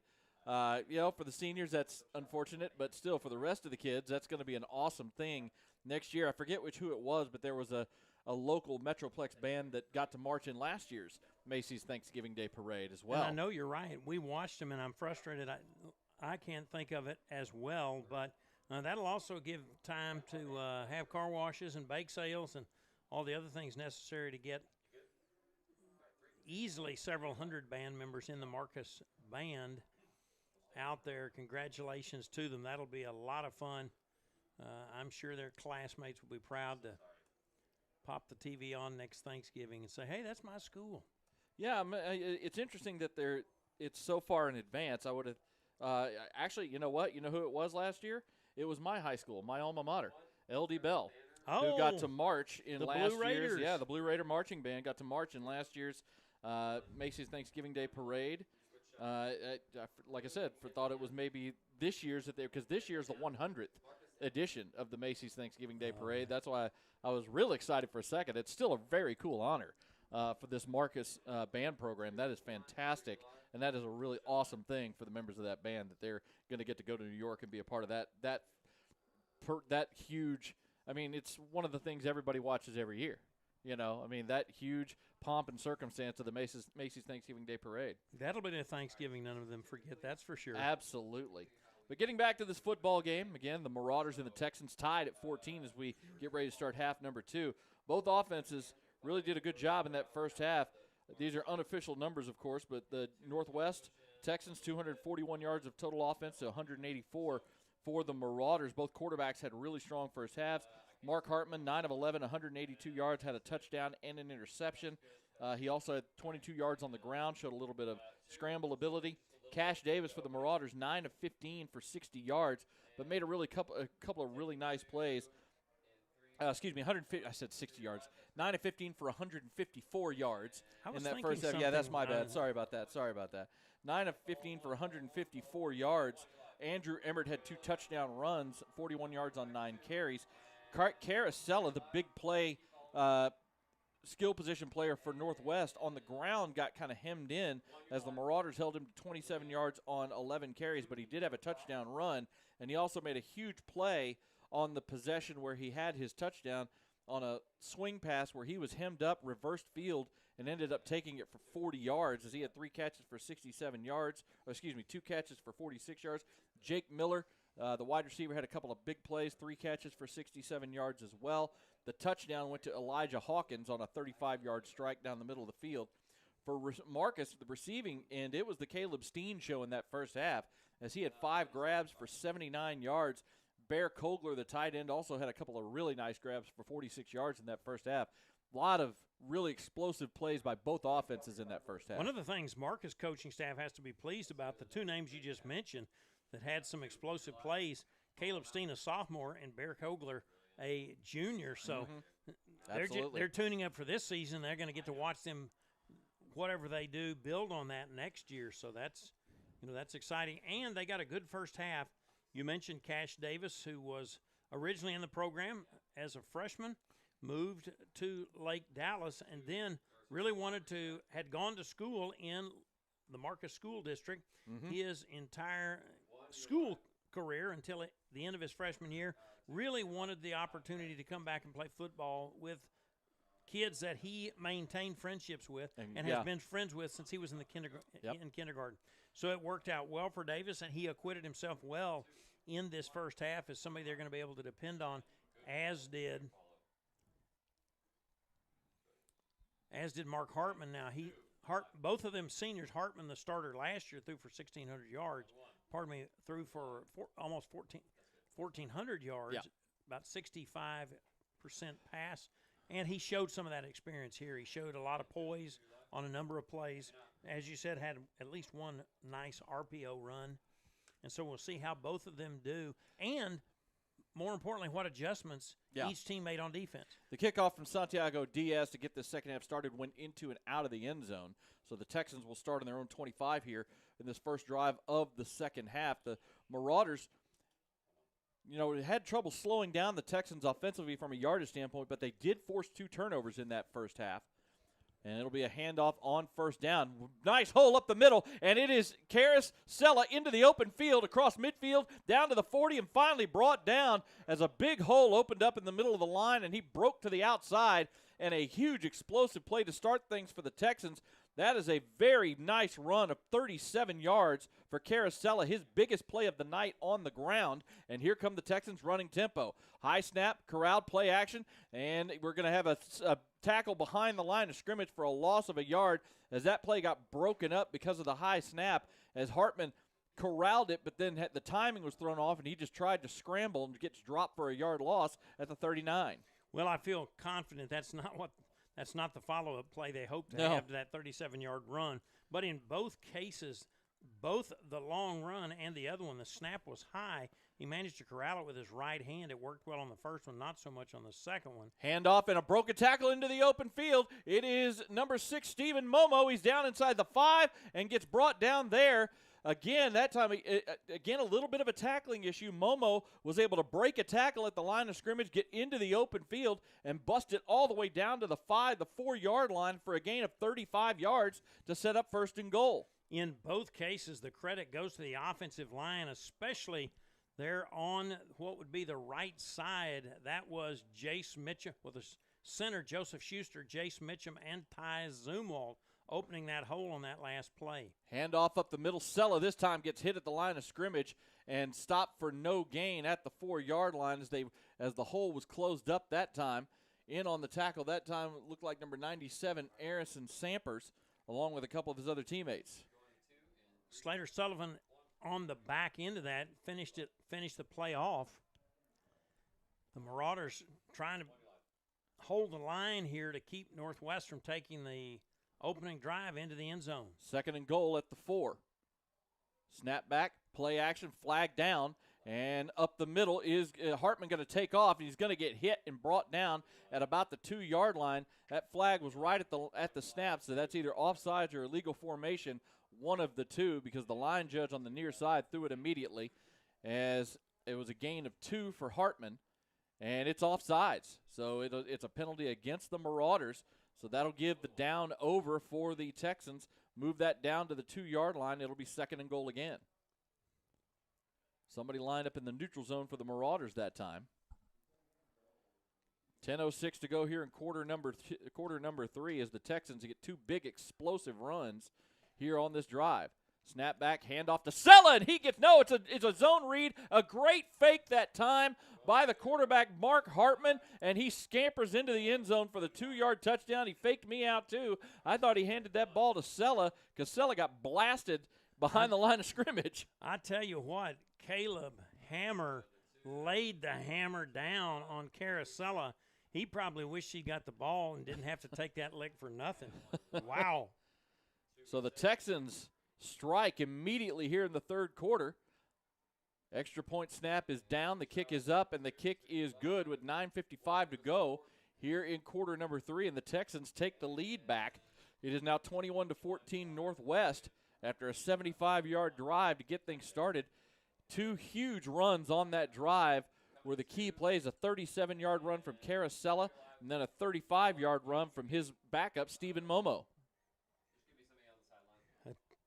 4-play drive, took 2 minutes and 5 seconds, and they did get into the end zone. And like you said, between Momo and Sella, between the two of them, they accounted for 71 of the 75 yards.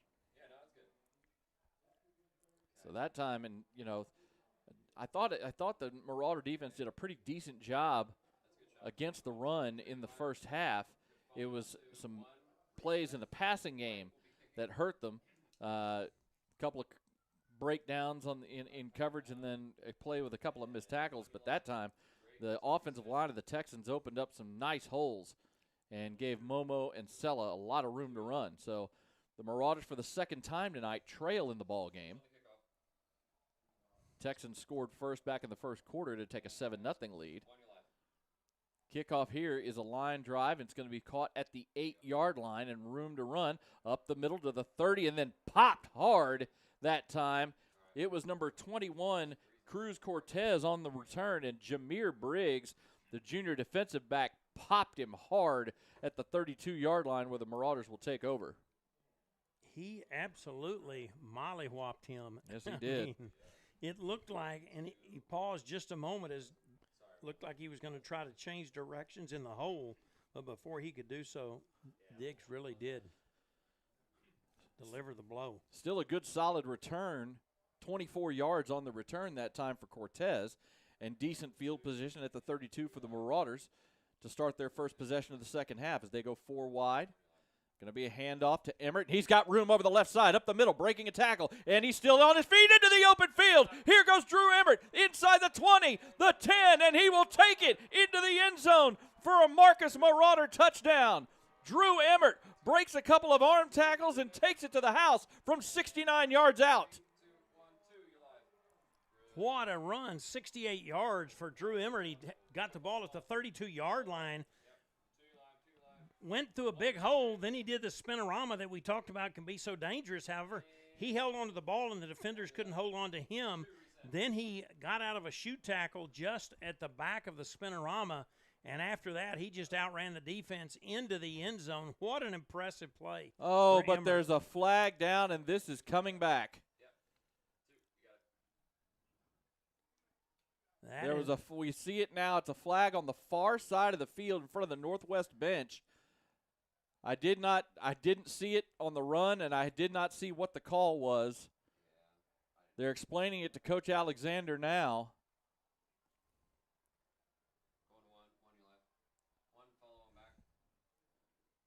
Boy, they're backing this up a decent way. I don't know what happened on the play, but there's flags, 2 flags down. Actually, this is a 15-yard penalty they have called. And that is right about the line of scrimmage. Yeah, he took off at the 30. The ball was at the 32-yard line when the play began, and so that had to have happened right there as the lines and the play was beginning. I don't know what happened, but this is a 15-yard penalty. Something must have happened on the far sideline during the course of the play. That's either a personal foul or an unsportsmanlike conduct penalty, but again, it was completely away from the play. And wow, just like in the first half with the Texans, who had a big touchdown taken off the board because of a penalty, the Marauders have one here. And in this case, it completely wipes out the play and makes it 1st and 25 back at the 17. Snap back to Davis. Pass over the middle. Caught. Bear Kogler breaks a tackle out past the 25 to the 30. And they get nearly all of the penalty yardage back as it's a gain of 13 for Kogler on a nice catch and run. Well, they will need several of those. It's great that they got a big chunk of it back to begin with to really reset the scenario. Yeah, they mark him at the 31, so it'll be a 14-yard gain. 2nd and 11 now from the 31. Again, we did not see. It was, again, on the far sideline in front of the northwest bench. We did not see what happened and unfortunately didn't see the call from the official either. Snap back, it's going to be a handoff. Nope, play action pass is caught by Steen, and he is going to get wrapped up and thrown backwards at the line of scrimmage where he caught the ball. Great open field tackle that time by number 22, Floybert Luboya, the sophomore defensive back, as Steen tried to make a move and make him miss after catching the pass, and Luboya was having none of it. Well, and that's really a great tackle. I mean, Caleb Steen has had a number of passes tonight where it didn't look like much was going to happen, where he caught it near the line of scrimmage. Ended up picking up 6 or 7 yards, but not on that play. So 3rd and 11 now for the Marauders after they had a 68-yard touchdown run from Drew Emmert taken off the board because of a penalty.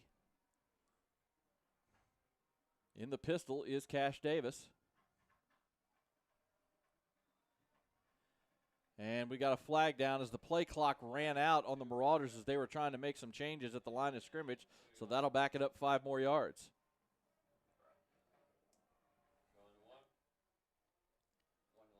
Well, it'll be interesting to see. One of the things first games are about are early pre-district games. If there's adversity, how do teams respond to it? Yeah, it's interesting because we didn't get to play the interview with Coach Alexander before in the pregame today just because of some technical issues we were having. One of the things we talked about in the pregame, he even said during this non-district schedule, he kind of hoped his team would have some adversity in these early season games because they are young. There is so much new on this team. He wants these guys to be able to figure out a way to overcome adversity. Snap back to Davis on 3rd and long. He's going to fire one down the middle of the field, and he had a bump. There's a flag down at the line of scrimmage. No flag down in the middle of the field, but even though the receiver definitely got bumped off his route, but they may have deemed that pass uncatchable. I think they're going to call an ineligible receiver downfield. I think that's what the side judge is saying. You're exactly right. The penalty will be declined, and so the Marauders will have to punt. So, man, it looked like the Marauders had immediately struck back after the Northwest touchdown, but the penalty wipes it out and ends up killing the drive, and the Marauders are going to be forced to punt. So that adversity, I mean, Coach Alexander was like, I hope we win all 3 games, of course, in non-district, but he wanted to see his team face some adversity in these games so that they could learn. Perhaps not quite that visible. Maybe not, yeah. But that's what pre-district games are for. Yep. This is a high, short punt as that one was not struck well, but it takes a Marcus roll, and it's going to be killed right around midfield. We'll see where they mark it. But a short punt that time from Middlestat. Not what he was looking for. Only 24 yards on the punt. And the Texans up 7 with 7:29 to go in the third. Will take over at midfield. And right now they have their offense in this ball game has been moving the ball very well. They've had a couple of turnovers in the game. There was some adversity for the offense. Now really need the defense to respond to this short field for the Texans while they're trying to pick up some steam. Split back shotgun set on 1st down, and they have a handoff coming to the near side. And only a couple of yards that time. They kind of ran a sweep out of that split back set. It was Momo taking the handoff. Landon Wintermute on the tackle that time after only a 2-yard gain.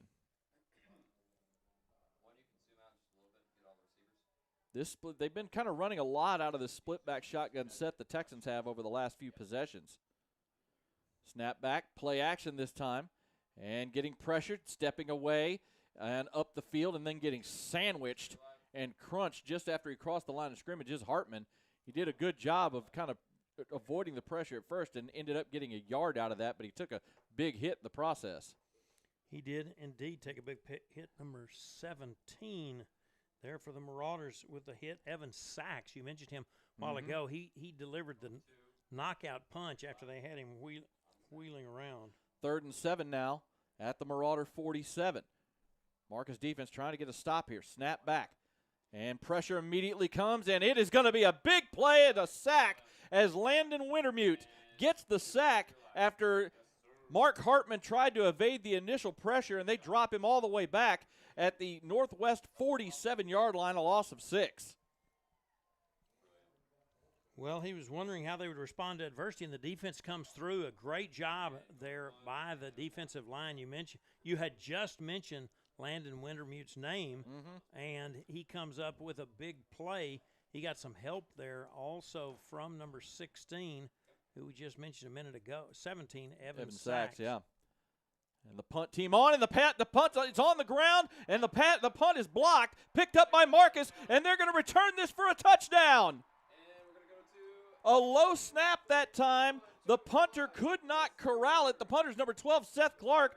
He couldn't corral it at first, tried to pick it up and kick it, and it only went about 2 yards in front of him. It was picked up by number 33, Gavin Lewis, and he scampers into the end zone for a Marty B's touchdown.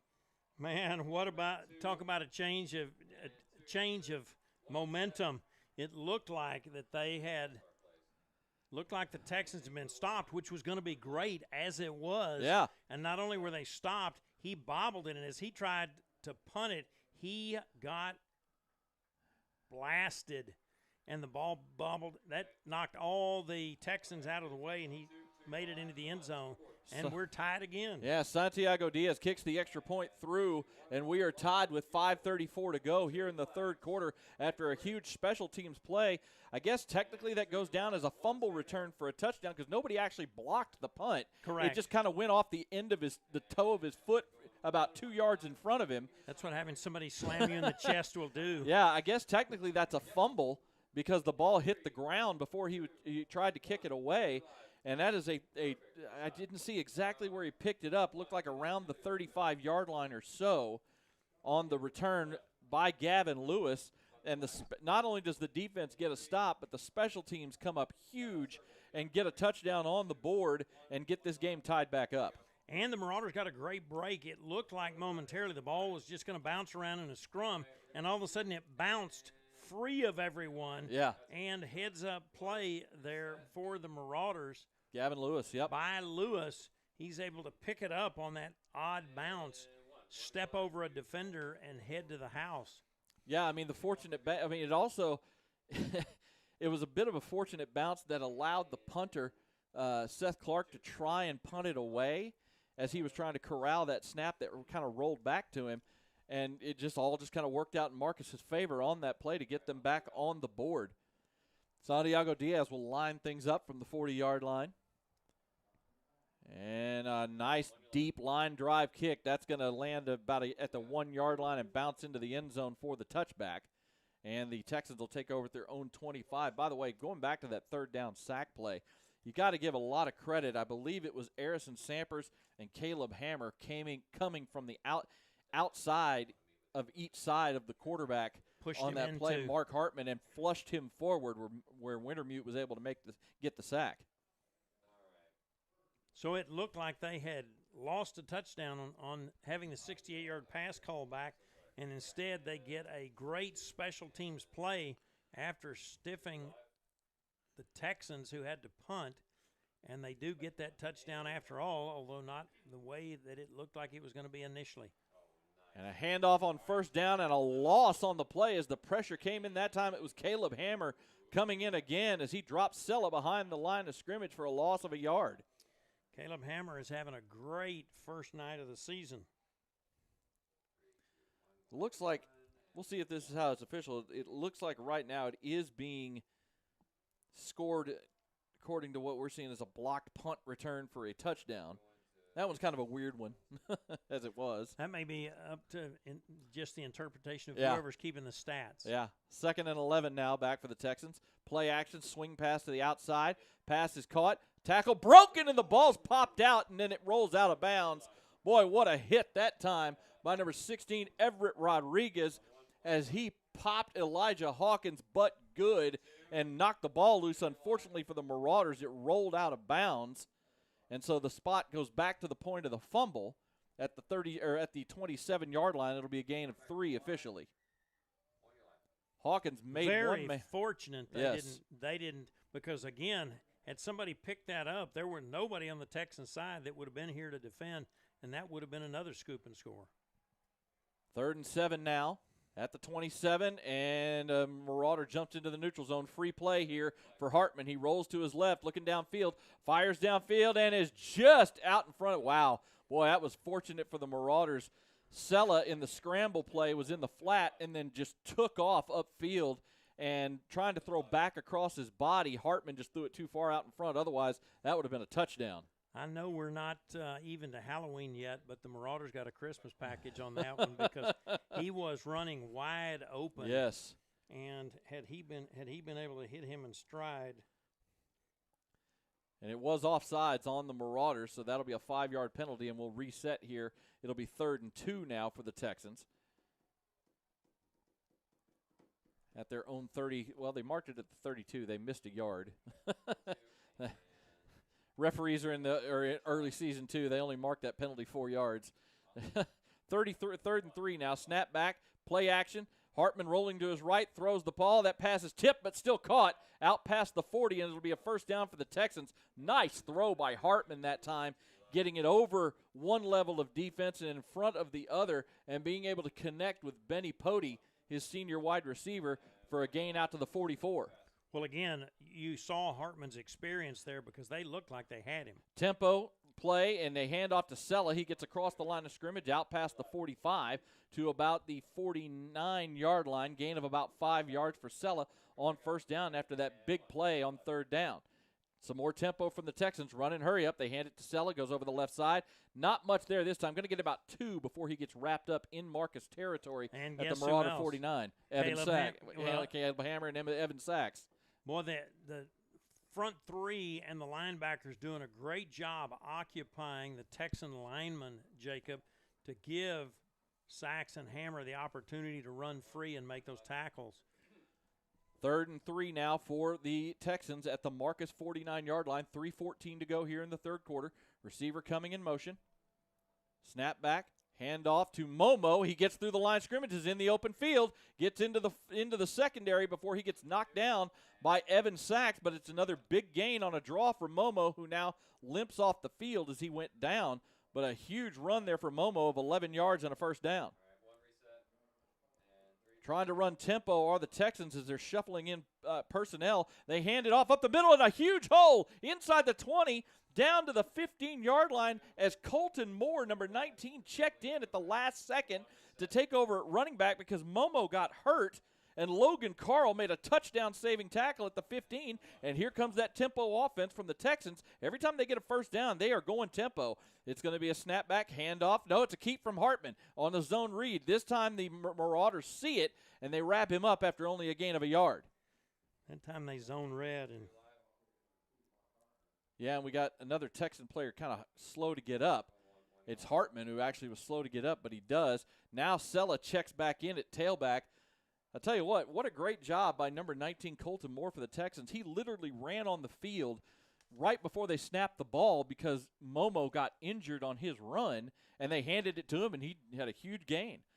2nd and 9 now at the 14 of the Marauders. Just over 2 minutes to go here in the third quarter. Snap back, play action. Hartman looking over the middle, fires the ball into the end zone, and it's just out of the reach of his wide receiver, Jake Miller, who was open because number 19, Ryan Mabry, slipped and fell down as he was running with Miller on the post route. 2 Christmas packages on one drive because, again, he was open. Yeah, you got after Mabry slipped and fell. Well, hopefully the Marauder defense won't return those gifts because it's still they're still inside the red zone here. It's 3rd and 9 now for the Texans at the 14-yard line of Marcus. 21 all here in the third quarter. Hand off to Sella. Breaks tackles into the second level. He's still on his feet and gets brought down at the 8. Going to be about 3 yards short of a first down after a gain of 6. But again, this Texan offensive line here in this third quarter has really done a fantastic job opening some holes in the defensive front of Marcus. Offense is staying on the field here, 4th and 3 with 1:30 to go. And it looks like the Texans are going to go ahead and go for this. Sella in the backfield in an offset pistol formation. Snap back to Hartman. Hand off to Sella. He's got room inside the 5. First down, and he's going to get into the end zone for his second touchdown of the night. As, again, a nice hole opened up, and he was just bouncing off of his own teammates' bodies as he just ran almost untouched by a Marauder defender into the end zone. Yeah, he went between Owen Pointer, number 64, the senior left guard, and Joseph Schuster, the center, and they did a nice job occupying their man. And as we talked about a while ago, you don't have to give him much space, especially in a situation like that where there's not much room between the handoff and the end zone.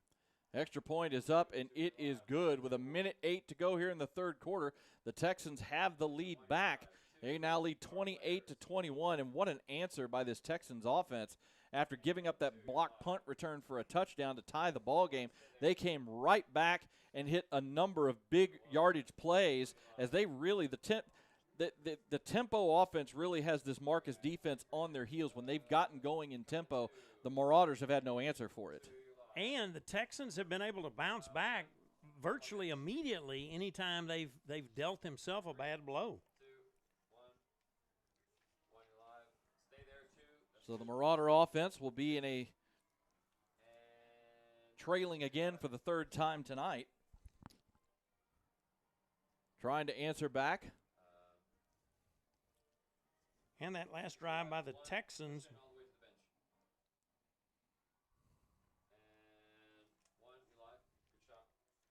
A 12-play, 75 yards. That I know. 75-yard, 4 minutes and 11-second drive. Yeah. Topped off by or finished by an 8-yard run by Carosella, who's demonstrating that he's not going to take long to round into last season's form. That's his second touchdown run of the night. Line drive kick here, going to be returnable. Caught at the 8, out past the 25, and up near the 30, 31-yard line. Another solid return that time for Cruz Cortez. And decent starting field position at the 31 after the 23-yard return. As the Marauders, with just over a minute to go, minute 1 to be exact here in the third quarter, find themselves behind by 7 points once again. This is shaping up to be one of those last teams that has the ball, may end up winning the ball game. Well, right now, the Marauders, in the first half, it was the passing attack that was giving them issues. Here in the third quarter, the Northwest Texans have uncorked their running game. Two running backs in the backfield, kind of in an offset pistol.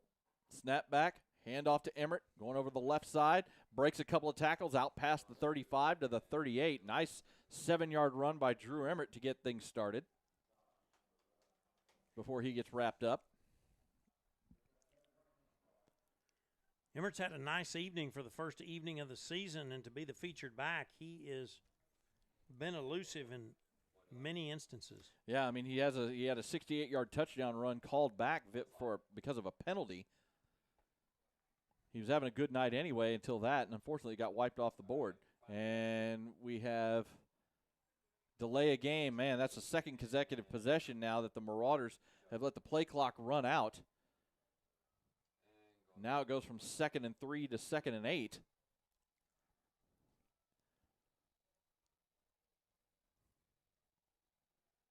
Those are the kind of things that coaches will be talking about tomorrow in the film room. We've got to clean those up.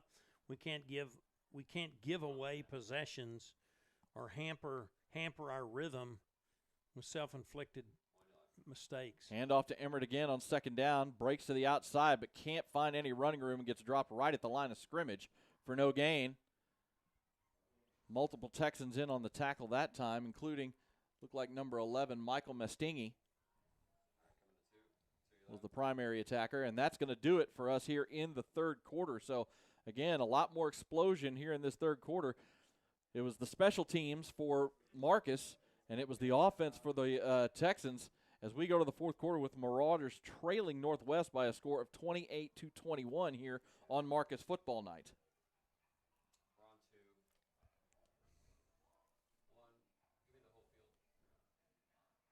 Big third down here for the Marauders. Thus far, they've managed over the last quarter and a half to respond anytime the Texans were able to get into the end zone. They'd like to make certain that this time that they are able to do the same rather than handing the ball back quickly. Yeah, and in this particular case, it's you know, if you're the Marauders, you need to put a drive. I mean, yes, you need to get on the scoreboard and get in the end zone to try and tie the game, but also they need to put together a drive to give their defense a little bit of a break because, you know, you had the opening possession. You know, the Texans went right down and scored to start the third quarter. The Marauders then had to punt because of the penalty calling back the long touchdown run. Then the Marauders got the stop, and the block punt return for a touchdown. The defense was right back out on the field again. So they've been on the field nearly most of the third quarter. 3rd and 8 now for the Texans. Drop back, Cash under pressure, over the middle, and that pass is just too high and long. He had Bear Kogler open up the seam and just put it too far out in front for the junior tight end. He was wide open. The defender had fallen. It looked like almost a mirror of what happened to the Texans. Mm-hmm. Unfortunately, they were able to bounce back from that play. In this particular case, that was third down. That'll bring up a punt. Yeah, I mean, the play was there to be made, but Cash Davis was just a little bit off, just putting a little too much air under that ball, and it fell incomplete. So the punt team is back on for the Marauders as they go 3 and out. Better punt this time from Middlestat, and it's going to take a nice Marauders roll inside the 20, inside the 15, and is going to die at about the 12-yard line. Great job that time by Zach Middlestat, not only keeping it away from the return man towards the sideline, but got a nice roll inside the 15 down to the 12-yard line. That was a 50-plus yard punt. 55, I believe. Yeah. It was 4th and 8 from the 33. 55-yard punt from Middlestat. So he does his job and pins the Texans offense deep. Now the Marcus defense needs to see if they can step up and get a stop here. Especially because they've got the Texans pinned deep in their own territory. If they could get a stop here, they're going to get a short field. Out of the shotgun, it's a low snap, picked up, handoff up the middle. Nowhere to go that time for Sella as he gets actually dropped behind the line of scrimmage for a loss of a yard. And it was actually Momo, excuse me. It was Momo on the carry that time, not Sella. And the low, again, that snap was low and bounced back to the quarterback Hartman, and that threw the timing off on the play a little bit. 2nd and 11 now. Tight end moves from the right side to the left side in motion. Play action. Quick throw. That pass is caught outside the 20, and it'll be a first down. Great play action fake by Hartman. And his receiver, number 4, Jake Miller, just ran a little quick slant route and was wide open and moves the ball out to the 26 for a gain of 15. Hartman showing his experience there. Excellent pass. Stood in the pocket, got good protection. Put it where he wanted it to go. That's Miller's 4th grab, and this time Hartman gets away, but it's still going to get dropped for a loss as they try to zone read, but a blitz got into the backfield and blew up the play. He tried to pull the ball out and get away, but still gets dropped at the 23-yard line for a loss of 3. And there is Caleb Hammer again. Yep. The outside linebacker, the senior, coming in from that bandit position on a blitz, just completely blew up the zone read handoff, and that could have been a much worse play than just a 3-yard loss. 2nd and 13 now. Snap back. Little quick throw, wide receiver screen, caught by Miller. Gets a couple of blocks and then gets taken down as he tried to leap over bodies.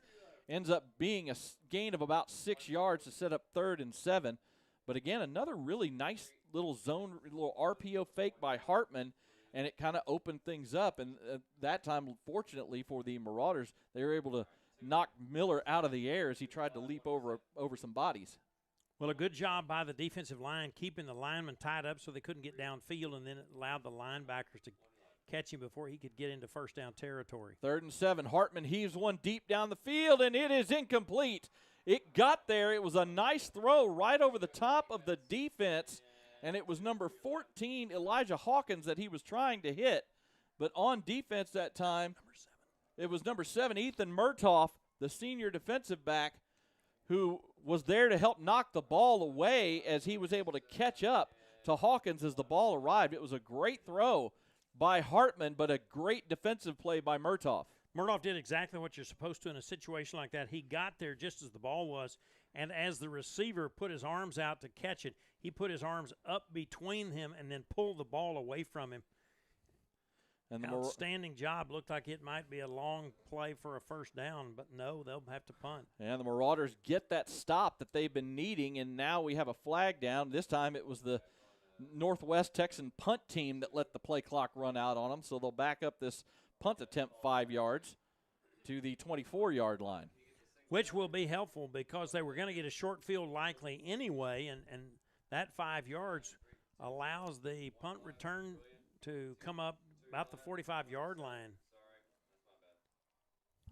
Looks like Caleb Steen is back there. He makes the catch, breaks away from one man. Now he's got some room on the far side, trying to turn upfield, across midfield, inside the 40, still on his feet, inside the 30, and he breaks it. He stays on his feet, and he's going to take this for a Marty B's touchdown. Caleb Steen with a 55-yard punt return for a touchdown, the second huge special teams play of the second half for the Marauders.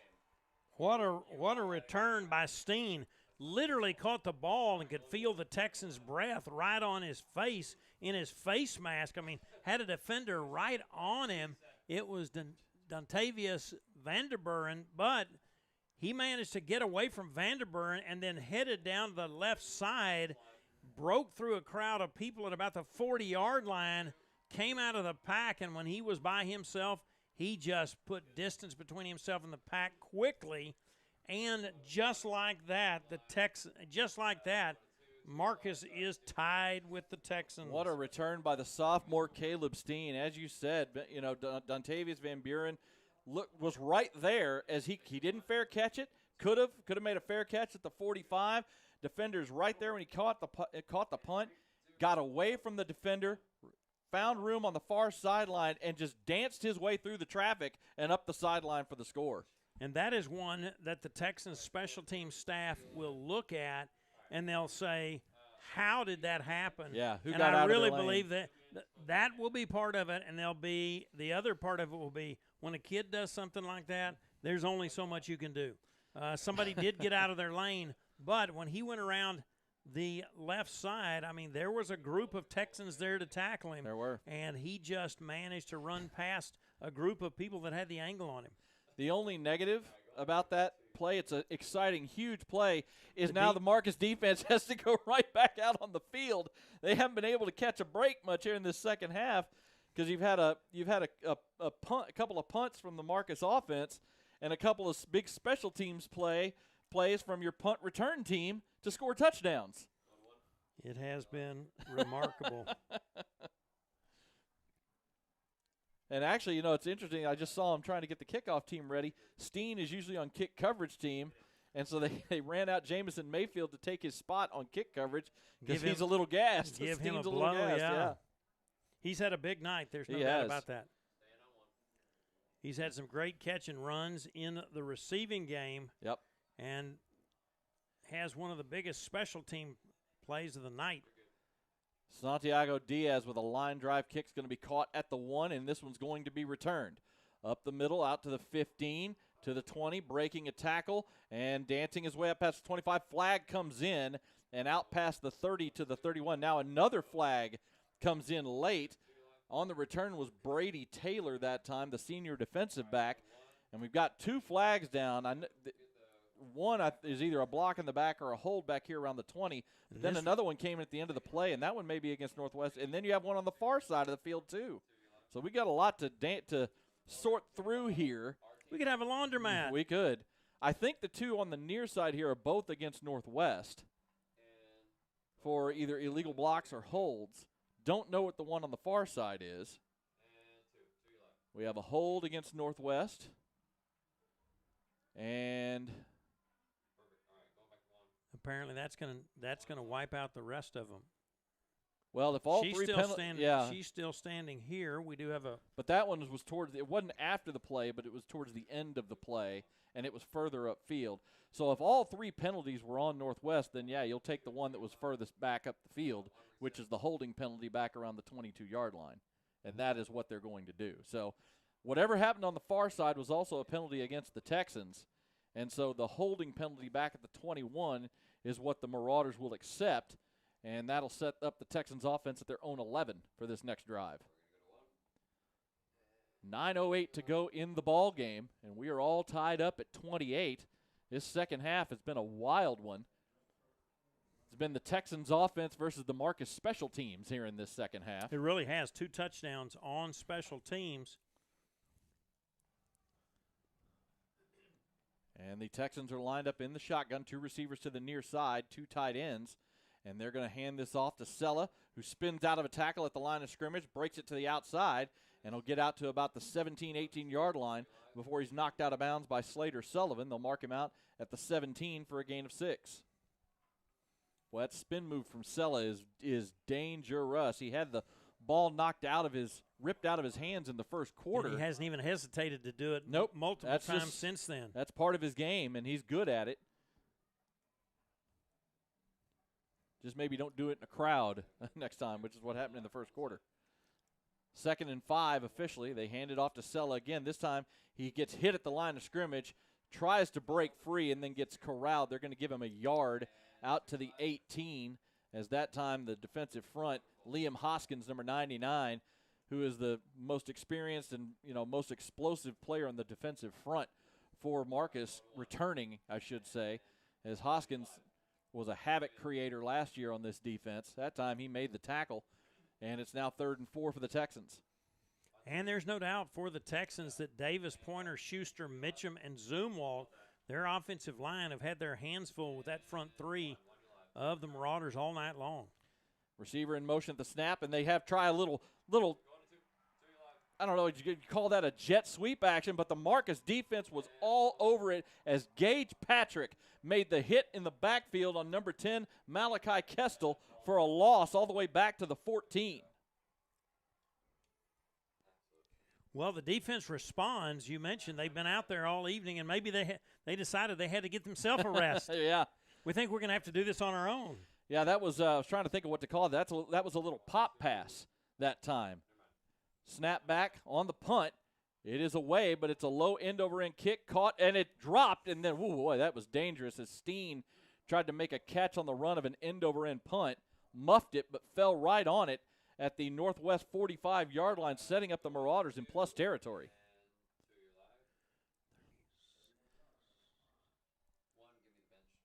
That'll be officially, I think, a 31-yard punt out to the 45. So Marcus gets a short field to work with 7:11 left here in the fourth quarter. Well, and they'll see if they can get their offense going. Since that long touchdown run that got called back, the Marcus offense has kind of sputtered here in this second half. Davis in the shotgun, play action, and he's got a man open downfield, and it's caught inside the 25 to the 23. A great strike that time to number 23, the freshman, Beckett Barton, who has been called up to the varsity this week because they weren't sure who was going to be available at receiver because of injuries and illness. They called Barton up to the varsity for this week, and he makes his first catch as a Marcus Marauder. Well, his first catch was an impressive one. He went down the right sideline and then cut into the middle. The cornerback on that side released him to the safeties, but he dropped into the spot between them. Not sure. We've got a discussion right here between Coach Alexander. Yeah, I don't see any flags on the field. Oh, there's a sideline warning for Marcus is what it is. So it's a 22-yard catch for the freshman Beckett Barton, and a beautiful throw that time from Cade Davis. Threw that one right on a line. So the Marauders have the ball now inside the Northwest 25 with 7:05 to go here in the ball game, all tied up at 28. Snap back, handoff to Emmert, dancing through the line. Not much room. Going to get about 2 before he gets brought down at the 21 by a couple of Northwest defenders. A couple of guys in on that. Looked like number 90, Xavier Diggs, and number 99, Isaiah Sampson, in on that tackle. And their defensive line has done a nice job making it possible for their linebackers and secondary employees, players in the secondary to help out when need be. So both coaches said they wanted to see good line play, and for most of the evening on both sides, they have seen that. 2nd and 8 now for the Marauders. Snap back to Davis. He fires one out to the far side, and that pass is caught. What a great job adjusting to the pass by number 8, Bear Kogler, the tight end, who was lined up out wide. He basically just did a swim move inside the DB and made the catch at the 7-yard line. I mean, that is as impressive a play as you're going to see. The defender was right there on him, and you made a great description of it, Jacob. He literally put his arm in between the ball and the defender and just said, no, I'm taking this one. Gain of 14 yards, 1st and goal at the 7 for the Marauders. Handoff, cutting to the outside is Emmert inside the 5 and into the end zone for a Marty B's touchdown as the Marauders take back the lead on the 7-yard touchdown run from Drew Emmert. That touchdown was actually from our friends at Branded Bowls. They and Marty B's are both part of our friends at the Circle Star Brands, locally and family owned right here in Denton County. And the Marauders on the 7-yard run from Emmert have the lead back.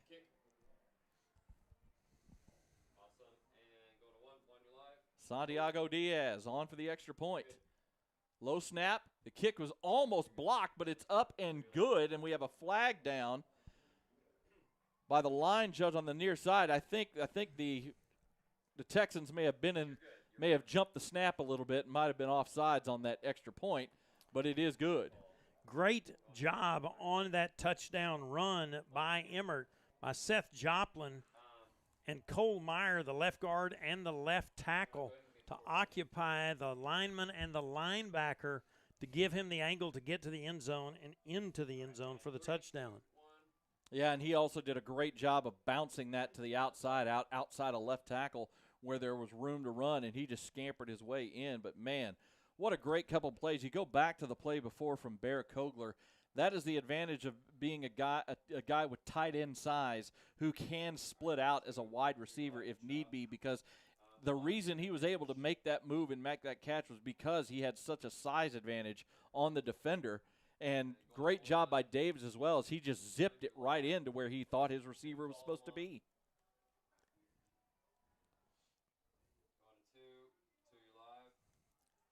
So the Marauders have fought back here with 2 touchdowns here in the fourth quarter to take a lead as this back-and-forth season opener continues. I mentioned a while ago this might very well come down to whoever had the ball last, and it is indeed shaping up that way.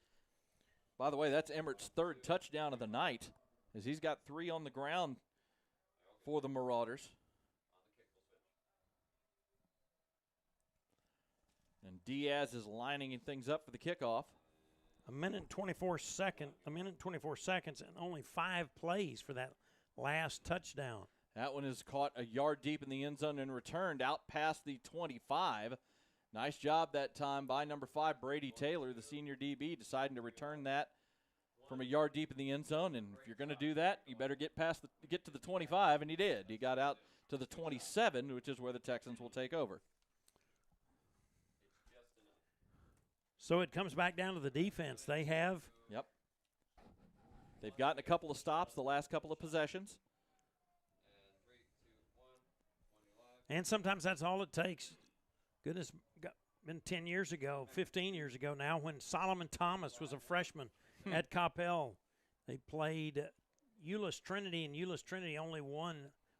They never stopped Coppell, but they held them to a field goal on their last possession, and that allowed Trinity to get the ball and score on the last play of the game and win the game. So handoff to Sella on first down, and he gets hit right at the line of scrimmage by Landon Wintermute as he tried to bounce it to the outside, but the big junior nose tackle put a stop to it for no gain. And Wintermuth has announced himself as somebody people are going to have to contend with there in the middle of the line. We started calling his name on the first few plays, and here he is late in the ball game, in on one. Snap back on second down. It's another handoff, and they stop him again at the line of scrimmage. Multiple players in on the tackle, including number 10, Britton Mayfield, the linebacker. They drop him for no gain. That was an interesting play design. They had 2 backs in there with Hartman. He faked the handoff to one of them and then handed it off to the second one, trying to do a little misdirection on the run game, but the Marcus defense was up to the task. Well, again, a lot of the credit goes, they've got them completely tied up there, and it allows the linebackers and the safeties to run free to tackle those ball carriers. 3rd and long now for the Texans at their own 27, 3rd and 10. Receiver comes in motion. They do a little slip screen. Pass is caught. Room to run. Tackle missed. And then a big hit out at the 35-yard line by number 19, Ryan Mabry, as it looked for a second like Malachi Kestel on the slip screen was going to be able to get loose, but he got blasted backwards at the 35. It's now 4th and 2. Texans are keeping their offense on the field with 4 minutes to go. 4th and 2 for the Texans at their own 35, not wanting to give the ball back to Marcus. Snap back, handoff to Sella, and he is going to get just enough for the first down. Wow, that was some strong running as Sella got hit right at the line of scrimmage and was able to power his way forward just a yard past the down marker to move the chains. And now tempo coming, and now we've got a timeout. This time, Coach Alexander said, no, we're not going to let him do this to us again, and he called his first time out of the second half. And a lot of times, part of a victory is knowing what to do with those timeouts strategically in the last 10 minutes of a ball game, especially a close ball game like this one. We're down to 3:41 in the fourth quarter. The Marauders out in front. I mean, again, boy, what an individual effort by Carosella on that fourth down run. He got hit about a yard past the line, looked like he might get stopped, but just kept those feet moving and just forced his way past the first down marker. And, man, I tell you what, Hartman has this offense clicking. As soon as they got that first down, they lined up and were ready to go again, even after a run in the middle of the field. Well, and in Sella's case, after rushing for the yardage that he did last year, 1,670 yards, it's not as if he was going to sneak up on anybody this year. Scored 15 touchdowns last season, and he has demonstrated tonight that he doesn't intend to do anything less this season. Yeah, unofficially tonight, he's got 2 touchdowns on the ground and unofficially 93 yards. That may not be counting that last run there, but he has had a very solid, especially second half, because they kind of kept him in check on the ground in the first half, did Marcus. So after the timeout, everybody back on the field. 3 receivers to the near side, single receiver up top, 1st and 10 at the 38 for Northwest. Hartman, he's going to fire one deep up the far side, and that pass is caught. What a great adjustment to the ball that time.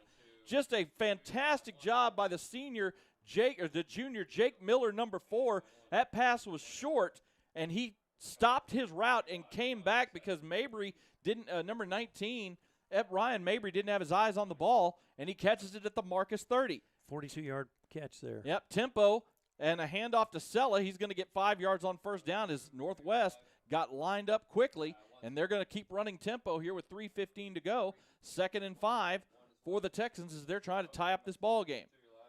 Quick snap, handoff to Sella again. This time he gets hit at the line, breaks tackle, still on his feet, and finally gets knocked down at the 16-yard line after a 9-yard gain. That guy is hard to bring down. They had him from the knees down, 2 different players, and it wasn't until Ryan Mabry came in and blasted him while his legs were held that he got knocked down. Yeah, and he hobbles off the field for at least a play. Does Sella as he was down on the ground for a minute. You know, this tempo has really at times discombobulated the Marauders. Like that time, they weren't even lined up and set at the snap. Sella checks out, and Momo checks back in at tailback here, 1st and 10 at the Marauder 16 as we are under 2:50 to go here in the ball game. Shotgun snap back, handoff to Momo. He tries to bounce outside, and he gets wrapped up behind the line of scrimmage for a loss. They're going to mark him right at the line this time.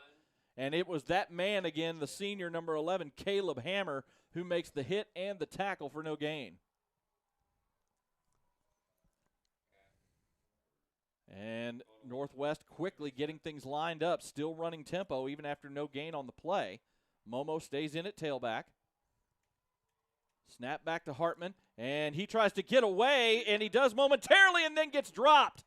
Landon Wintermute gets the sack, but it was his teammates that helped him secure it because the blitz came in, and I mean they were in there immediately on the snap, led by Gage Patrick, number 0 on the blitz, and a timeout called by Northwest with a minute, actually it's the 2-minute warning timeout with a minute 55 to go.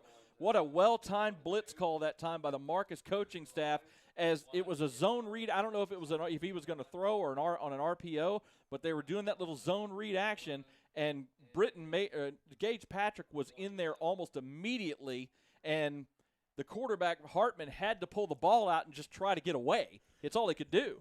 It was miraculous. He did manage to get away for a step. It looked like they were going to drop him for 2 yards further back than they did. But once they had him in that position, he was like trying to run out of a phone booth. Yeah. And that's not going to happen when there are 2 or 3 other people in there. Like you said, great call by the defensive coaching staff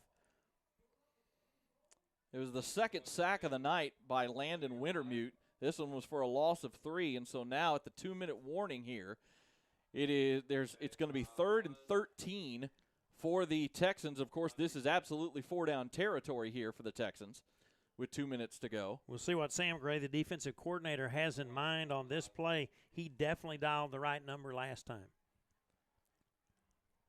So the Texans have 2 plays to try and get this 13 yards. And it's Sella is back in the ball game. Back in at tailback is Sella. 3 receivers to the near side, single receiver up top. Now receiver coming in motion.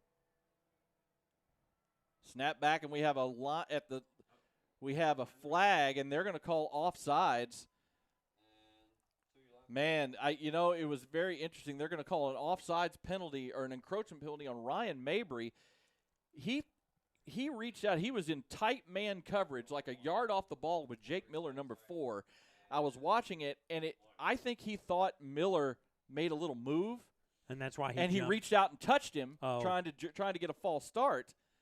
And the referee threw a flag on him for an encroachment penalty, because that's the only thing I can think of is he thought Miller moved, and so he reached out and touched him.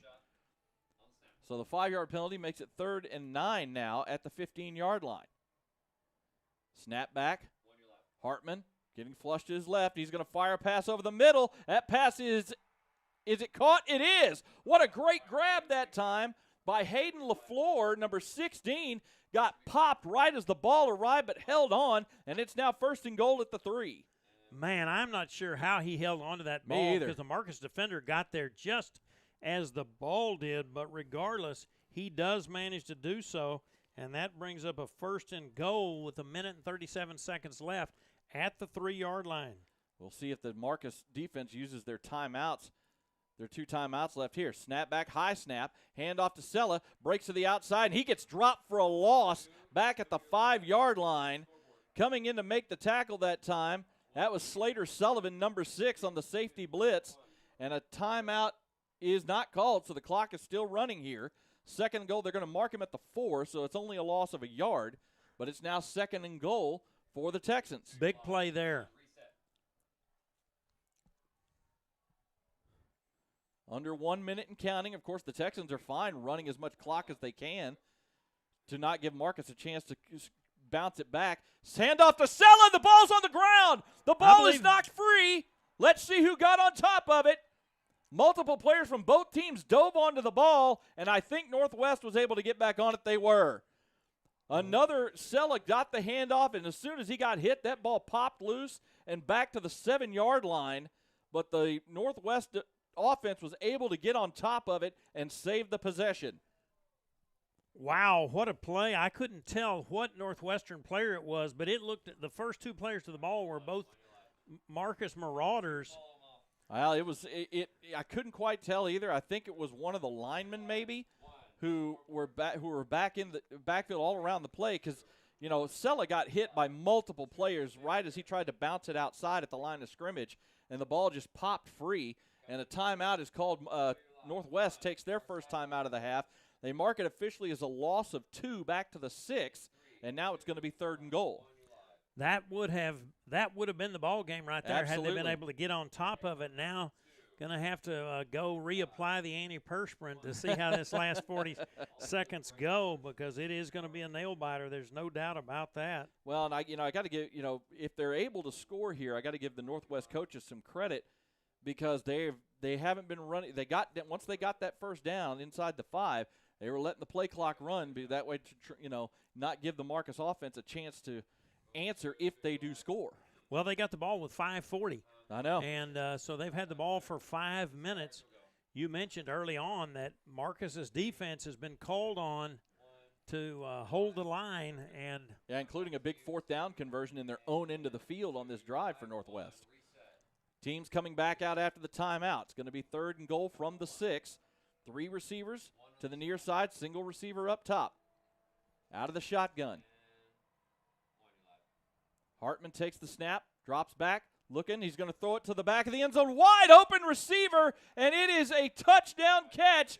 As a receiver got away from coverage, there was a miscommunication. It is Sella the running back who came out of the backfield, and no one went with him to the corner of the end zone, and the Texans are an extra point away from tying this ball game. Boy, that was a little bit of Houdini right there. Like you said, I think they thought perhaps he would carry the ball, and he managed to go through the middle of the line. And then, and it wasn't even a play action.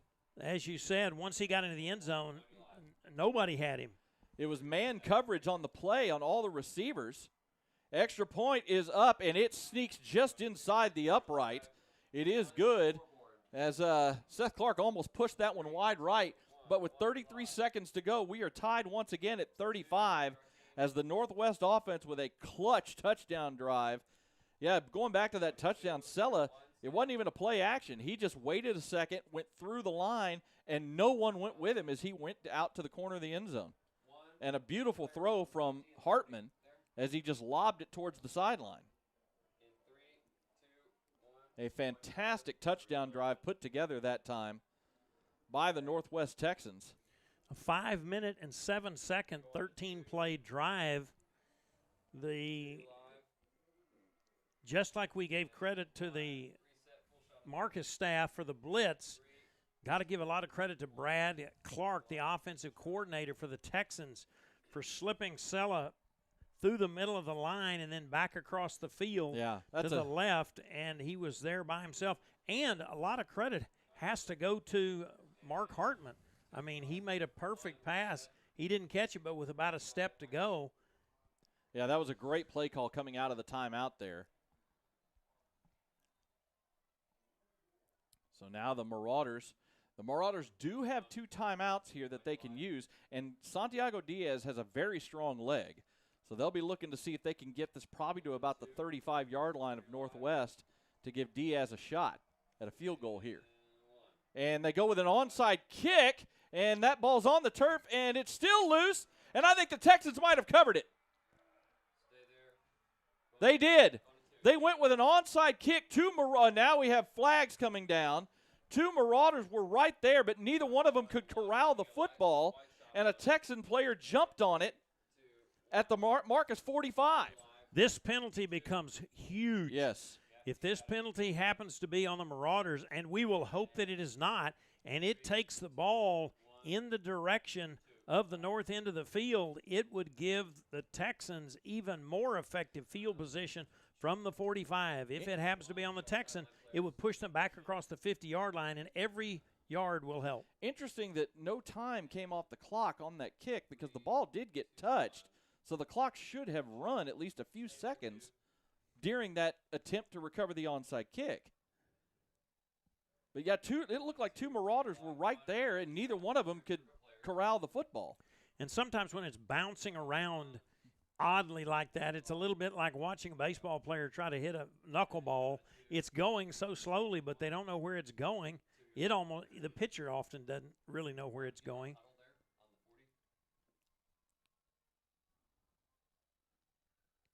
So we've got a personal foul against Northwest. It looked like maybe offsetting personal fouls. I believe that's right, because initially I think we got a signal, but it wasn't very definitive, and you couldn't tell. But I think we got a personal foul signal going both directions, which may well have happened with the players all bunched up there together. A lot of intensity here in this last 40 seconds. And it is against Northwest. Okay. That's why we didn't get the definitive signal. So that was a personal foul at the end of the play against Northwest, and that marks it back to the 41 of the Texans. That is huge for the Marauders. Again, 33 seconds left in the ball game. 2 timeouts for the Texans to be able to work with here. After, all the special teams plays, the special teams overall tonight had been very good for the Marauders, but that time in the most crucial moment, 2 players couldn't get on top of the little bouncing onside kick. Boy, what a gutsy call by the Texans coaching staff, too, to call an onside kick in a tie ball game. Yeah, they're definitely going for the win. There's no doubt about that. Low snap, play action, throw, little slip screen, pass is caught. Nice tackle after only a gain of a yard on Jake Miller. Great job by the Marauder defense to surround him and get him down, and now a timeout called by the Texans with 21 seconds left in the game. That's their second time out of the half. Just a nice job. I'm amazed he got it off. I Yeah, mean, they were right there in they his were. right there in his chest. The Texans very fortunate. A great job by the Marcus defense. Texans very fortunate. They didn't make a bad throw there. Pitch it right into the arms of one of the Texans defenders there on that right side of the field. Yeah, and the Texans have had some success with those slip screens tonight, but that time the Marauders corralled it for only a gain of a yard. Took a lot of time off the clock, too. Took 12 seconds of the 33 left and forced the Texans to call their second time out here.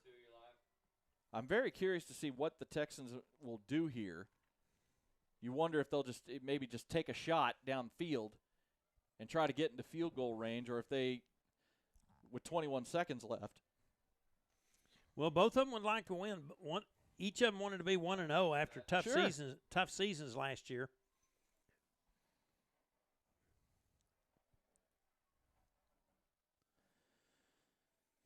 Offenses for both teams definitely clicking tonight, and two big special teams plays for the Texans, so they can feel good about their special teams here at this very, very early point of the season. By the way, for the Texans, Carasella tonight, unofficially over 100 yards rushing and 2 touchdowns. He's also got 52 yards and a touchdown receiving. And Jake Miller has had a huge second half through the air. He's up over 120 yards receiving now. So 2nd and 9 as everybody gets back on the field after the timeout. And they've got Sella down here to the bottom of the formation. Yes, they do. Sella's out split wide with Momo in the backfield.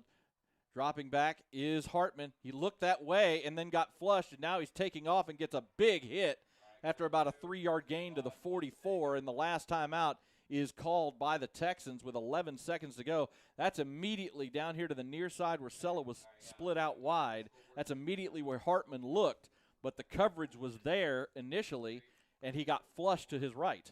Well, and you can almost bet that the coaching staff for Marcus said, we don't care who else beats us. Do not let that kid get behind us. Yep. Boy, what a football game to start the season here. It is. This is the kind of game you get. This is the kind of game you get, Jacob, in the middle of the season or near the end of the season when the playoff berth is online. Unofficially, Northwest has about 470 yards of total offense tonight. I don't know if that last play notwithstanding the 2-yard run from Hartman, about 470 yards of offense to only 250 for Marcus, but the Marcus defense has forced 2 turnovers, and they've had 2 special teams touchdowns tonight. I was just going to say that shows you when people say, what does the special teams coach do? Well, tonight, even though being outgained by almost 200 yards based on what you just said, the fact that special teams have accounted for 14 points is why they're in a tie ball game right now. So sometimes when you're getting some play like you'd like out of one or the other part, that special teams part comes in, that special teams component comes into a ball game and makes a big difference, and that's the case tonight for Marcus. 3rd and 7 now at the 44-yard line for the Texans with 11 seconds to go, no timeouts. 3 receivers to the near side, single receiver up top. Low snap, and it's on the ground, and Hartman, is he able to get on it? Yes, and he picks it up, rolls to his right, fires down the field, and the pass is caught and out of bounds. We'll see. Boy, what an absolute scramble play. It's at the 38-yard line. That was number 10, Malachi Kestel, who made the grab. The snap was bounced back to Hartman. He tried to pick it up, failed, then did pick it up, was able to get away, roll to his right, and find a receiver on a scramble drill with only 2 seconds to go. And the offense is staying on the field, and the Marcus defense, the coaching staff calls their second timeout to set things up because this is still too far for their kicker. I guess this is still out of Seth Clark's range. It would be about 55, 56 yards from here. So what an absolutely amazing play by Mark Hartman that time. I'm still not sure how he managed to get it. It looked like it looked from here like he was down in the middle of a group of players. Yeah. And somehow he managed not only not to get, but to pick it up. Yeah. Get out of that group of players. Because he tried have the presence of mind to look down the field to see what his options are and hit a receiver on the dead run in an open space between the linebackers and the secondary. I mean, that's just an absolutely crazy, an 18-yard gain on that play. 18-yard gain on that play. He squatted down and tried to pick it up and missed it, and then a couple of Marcus defenders were diving at the ball, and he somehow was able to squat down again and pick the ball up and stay on his feet. That's and the then part rolled to that's his right. remarkable to me because, as you said, he went virtually clear down to a catcher stance Yeah. twice with people flying all around him. So here is the play for the ball game. Yeah, 2 seconds left from the Marcus 38, and they're going to try a heave down to the end zone. 3 safeties deep. Hartman fires one deep down the field. The pass is going to be knocked away, as a great job that time by Slater Sullivan to knock the pass down, and we are going to go to overtime.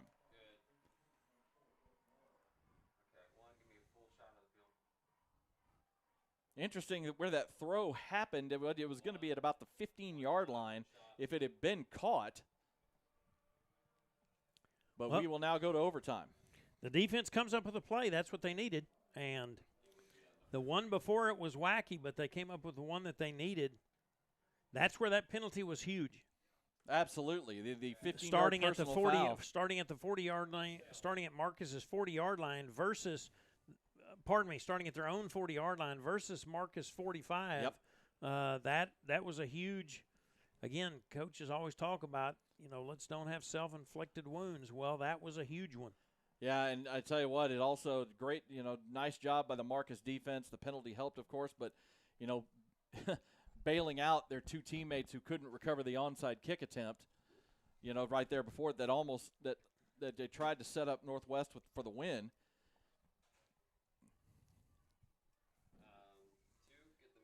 And so now we're going to have the coin toss down at midfield. Well, if there's ever a night you probably didn't want overtime, it's it's the season opener when it's all kinds of hot outside. You're good. Just stay on what you got. 2, you're live. But, I mean, the way this game is gone right now, I almost think if you're Marcus, you want to start with the ball because the Northwest offense in this second half has been very effective for the most part. They have been very effective in getting the ball downfield, moving things. I think typically most coaches want to start on defense in overtime. There it is. Let's see. The referee steps back. Looks like they're talking. Looked like Coach to, Alexander. Yeah. I think Coach Alexander won the toss. So we're going to go to the south end of the stadium, it looks like, because that's where Northwest pointed. So they want to defend the south end. So Marcus did win the toss. Obviously, so like we said, we had some technical issues tonight, so we don't have crowd or referee sound, so we can't hear what the call is. Don't know if Marcus is starting on offense or defense, but they did win the toss. I believe they're headed out on offense. Okay.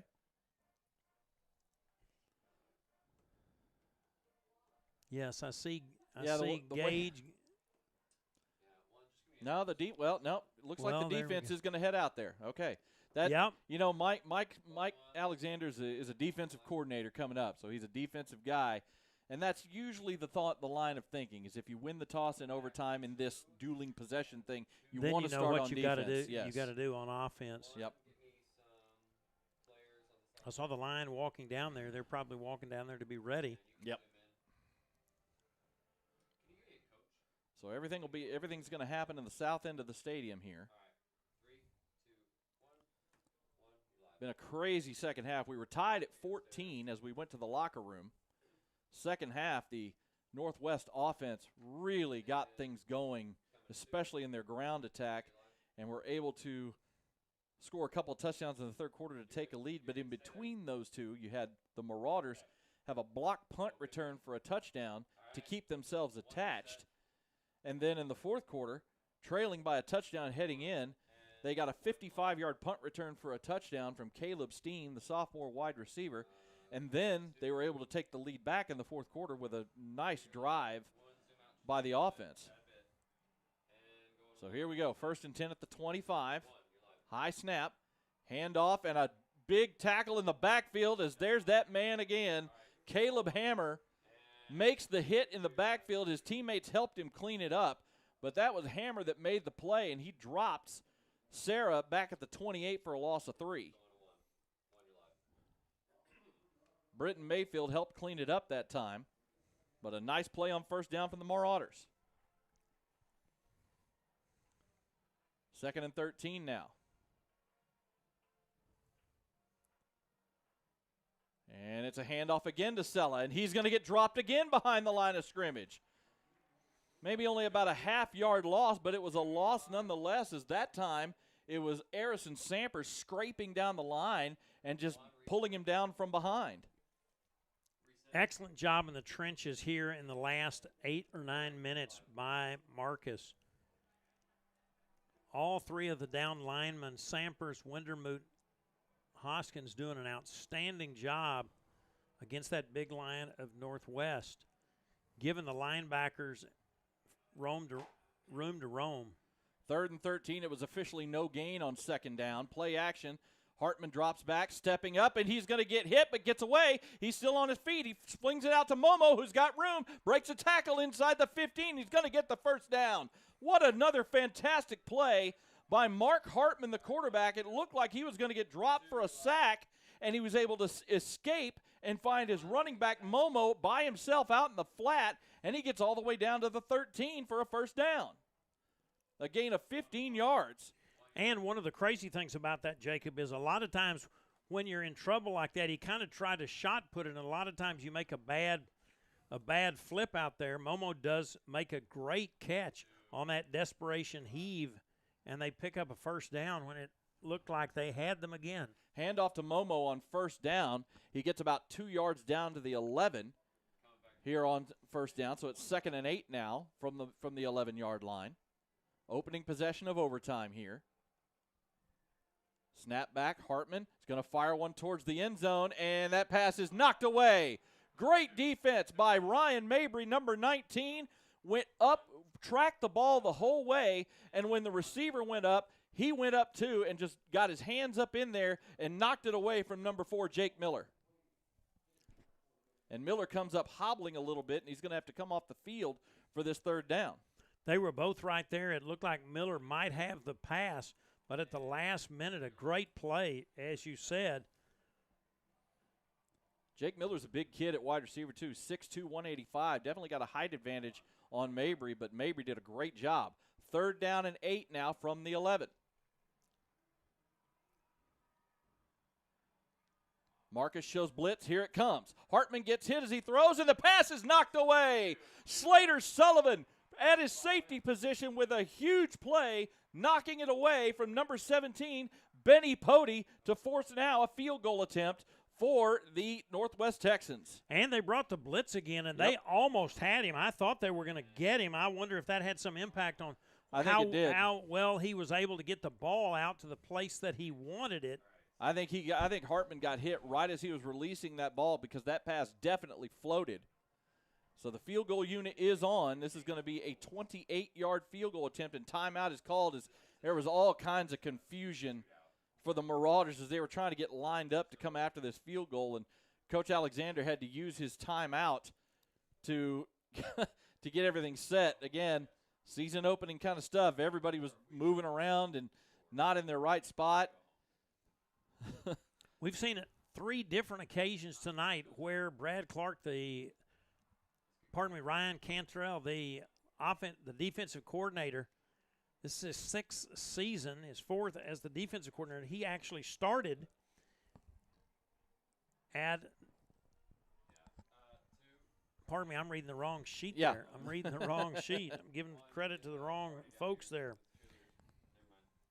Sam Gray, the defensive coordinator for the Marauders, 3 different times Gray's dialed up the blitz that have made a huge difference. Yeah, most definitely. That time, almost certainly part of the reason why the receiver was tangled up with 2 different defensive backs, because Hartman was just trying to do anything he could to keep from getting sacked and add yards to this field goal attempt. Well, and on back-to-back plays, just great jobs defending the ball by both Ryan Mabry and Slater Sullivan to force this field goal attempt. So they get things lined up again.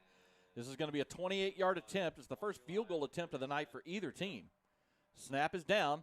Kick is on the way, and it is good. So, Seth Clark is able to connect from 28 yards away and give the Texans a 3-point lead here, 38-35, as now the Marauders know that a touchdown will win the ball game for them. Good job by the Marcus defense, even though they gave up that big third down play on the scramble drill. They were able to still get the stop and force the field goal attempt. Well, and giving up the points wasn't as big as what points they gave up. Exactly. And in this particular case, they gave up the points, but they left themselves with an opportunity to win the ball game. So now the Marauders will try to win it on offense as Cash Davis and the Marcus offense gets things lined up. Drew Emmert in the backfield. 2 receivers up top, 1 receiver to the near side. Steen comes in motion out of the slot. It's going to be a handoff going over the left side, inside the 20, inside down to nearly the 15. A great run by Drew Emmert on first down. He gets 9 yards down to the 16-yard line going over left tackle. Fantastic block by Cole Meyer, the left tackle, just a sophomore. Yep. Mike talked about him in our pregame interview, how he was a tight end as a freshman, and Coach thought that eventually he was going to end up being a lineman anyway, so he got him to buy into being a lineman, and here he is as a sophomore starting at left tackle. 2nd and a yard now for the Marauders at the 16. Again, Steen coming in motion. Another handoff to Emmert, and this time he gets hit behind the line. They're going to lose a yard as a great job by Jameer Briggs coming from the outside, hitting Emmert as soon as he took the handoff, and that's going to make it 3rd and 2. Lineman tied up. The Marauders at the line, and Briggs, like you said, shot through there. A loss of 1. Well, and a well-timed blitz call that time by the Texans defensive coaching staff. 3rd and 2 now. That for is the Brad Marauders. Clark. Yes, that is Brad Clark. Another handoff. Nope, play action. Little swing pass to Kogler. He catches it, first down. Inside the 10, makes a move inside the 5, and it's going to be 1st and goal. He almost scored. Got brought down at about the 2.5-yard line. Great little play action fake, and they swung it to Kogler out in the flat, who had a blocker in front, made one man miss, and nearly took it to the house. Great call there. Now the Marauders set up to put this thing away. That's right. 1st and goal just outside the 2, and the Texans use their timeout here defensively to try and give their guys a little bit of a breather. And I got excited. No, that was not Brad Clark. It was Ryan Cantrell, the defensive coordinator for Northwest. But outstanding play there. I'll tell you, with the night Caleb Steen has, having him come in motion like they've been doing really gives the defensive coach something to think about. Well, and you know, a really good fake that time by Davis, because it really looked like it was set up. He was going to he pulled that out at the last second on the RPO, and it looked like he was going to give it to Emmert again, and pulled it out. And you had the open receiver in Kogler in the flat, who did his job with his athleticism, making a man miss. Got a good block on the outside. I think that was Jamison Mayfield at wide receiver on the outside who got the block for him, and nearly took it in. It was a gain of 15 yards on the catch and run by Kogler. And obviously it's 4-down territory here for the Marauders, so they got 4 cracks at this. And the way Emmert has run the ball, and you've got Kogler out there as a tight end that could either be a blocker or could slip behind the linebackers into the end zone. So great setup for the Marauders to get a win here on night number 1. And they've checked in Harrison Garcia in a 2 tight end formation. Handoff up the middle to Emmert, and he's into the end zone.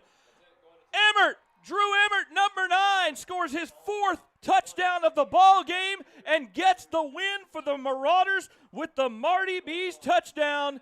And the Marauders get a win on opening night. Well, they set themselves up to win the ball game, and they take care of it on that first play after picking up that big first down on the 17-yard pass play. They hand it off to Emmert, as you said, fitting because he's already been into the end zone 3 other times tonight, and the Marauders off to a great start. The Texans will be disappointed. Wow, what a game week 1. Man, oh, man, what a ball game we have had tonight here at Marauder Stadium as the Marcus Marauders go to 1-0. The tip your cap to the Northwest Texans also. They fall to 0-1, but my goodness, what a football game we had here tonight. And on the 4th touchdown run of the evening from Drew Emmert, the Marcus Marauders get a win to start the 2026 football season. Well, you might wanted it to have been a little cleaner in not having to go to overtime, but I tell you what, when you have had some of the challenges over the last 9 months that the Marauders did to come out on week number 1 and play like they did against a very game opponent, they'll take it. Absolutely. Congratulations to Coach Mike Alexander, his staff, and the players tonight. And as I said earlier, a big tip of the cap to the Northwest Texans and Coach Poe and his players, because they came in here and this was a dogfight from beginning to end between these two teams.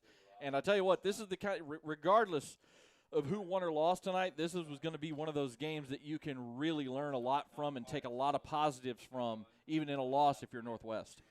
Well, I believe Coach Alexander would tell you they got all they bargained for. Oh, absolutely. In tonight's ball game.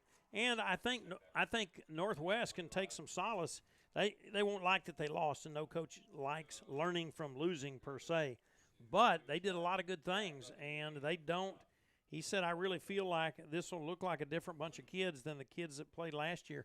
And certainly though they didn't win the ball game, they showed that they've worked hard in the offseason. They don't intend to be 2-8 again this year.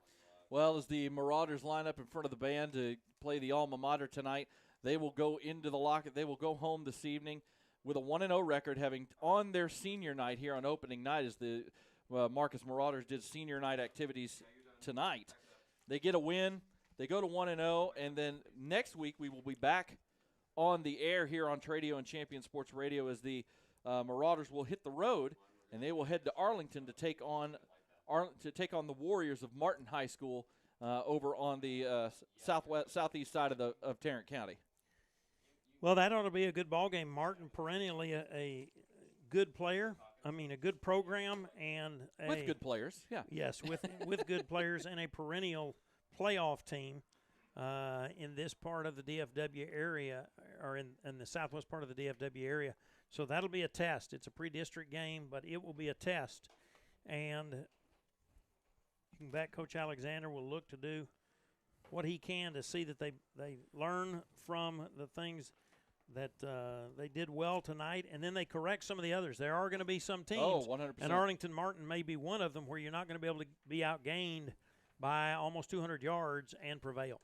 All right, well, the Marcus Marauders on opening night get a win. They do it in overtime by a final score of 41-38 for Bart Castle and for the entire crew here at Tradio, who did a fantastic job under some tough circumstances, getting things up and running in time for kickoff tonight. My name is Jacob Dedamore.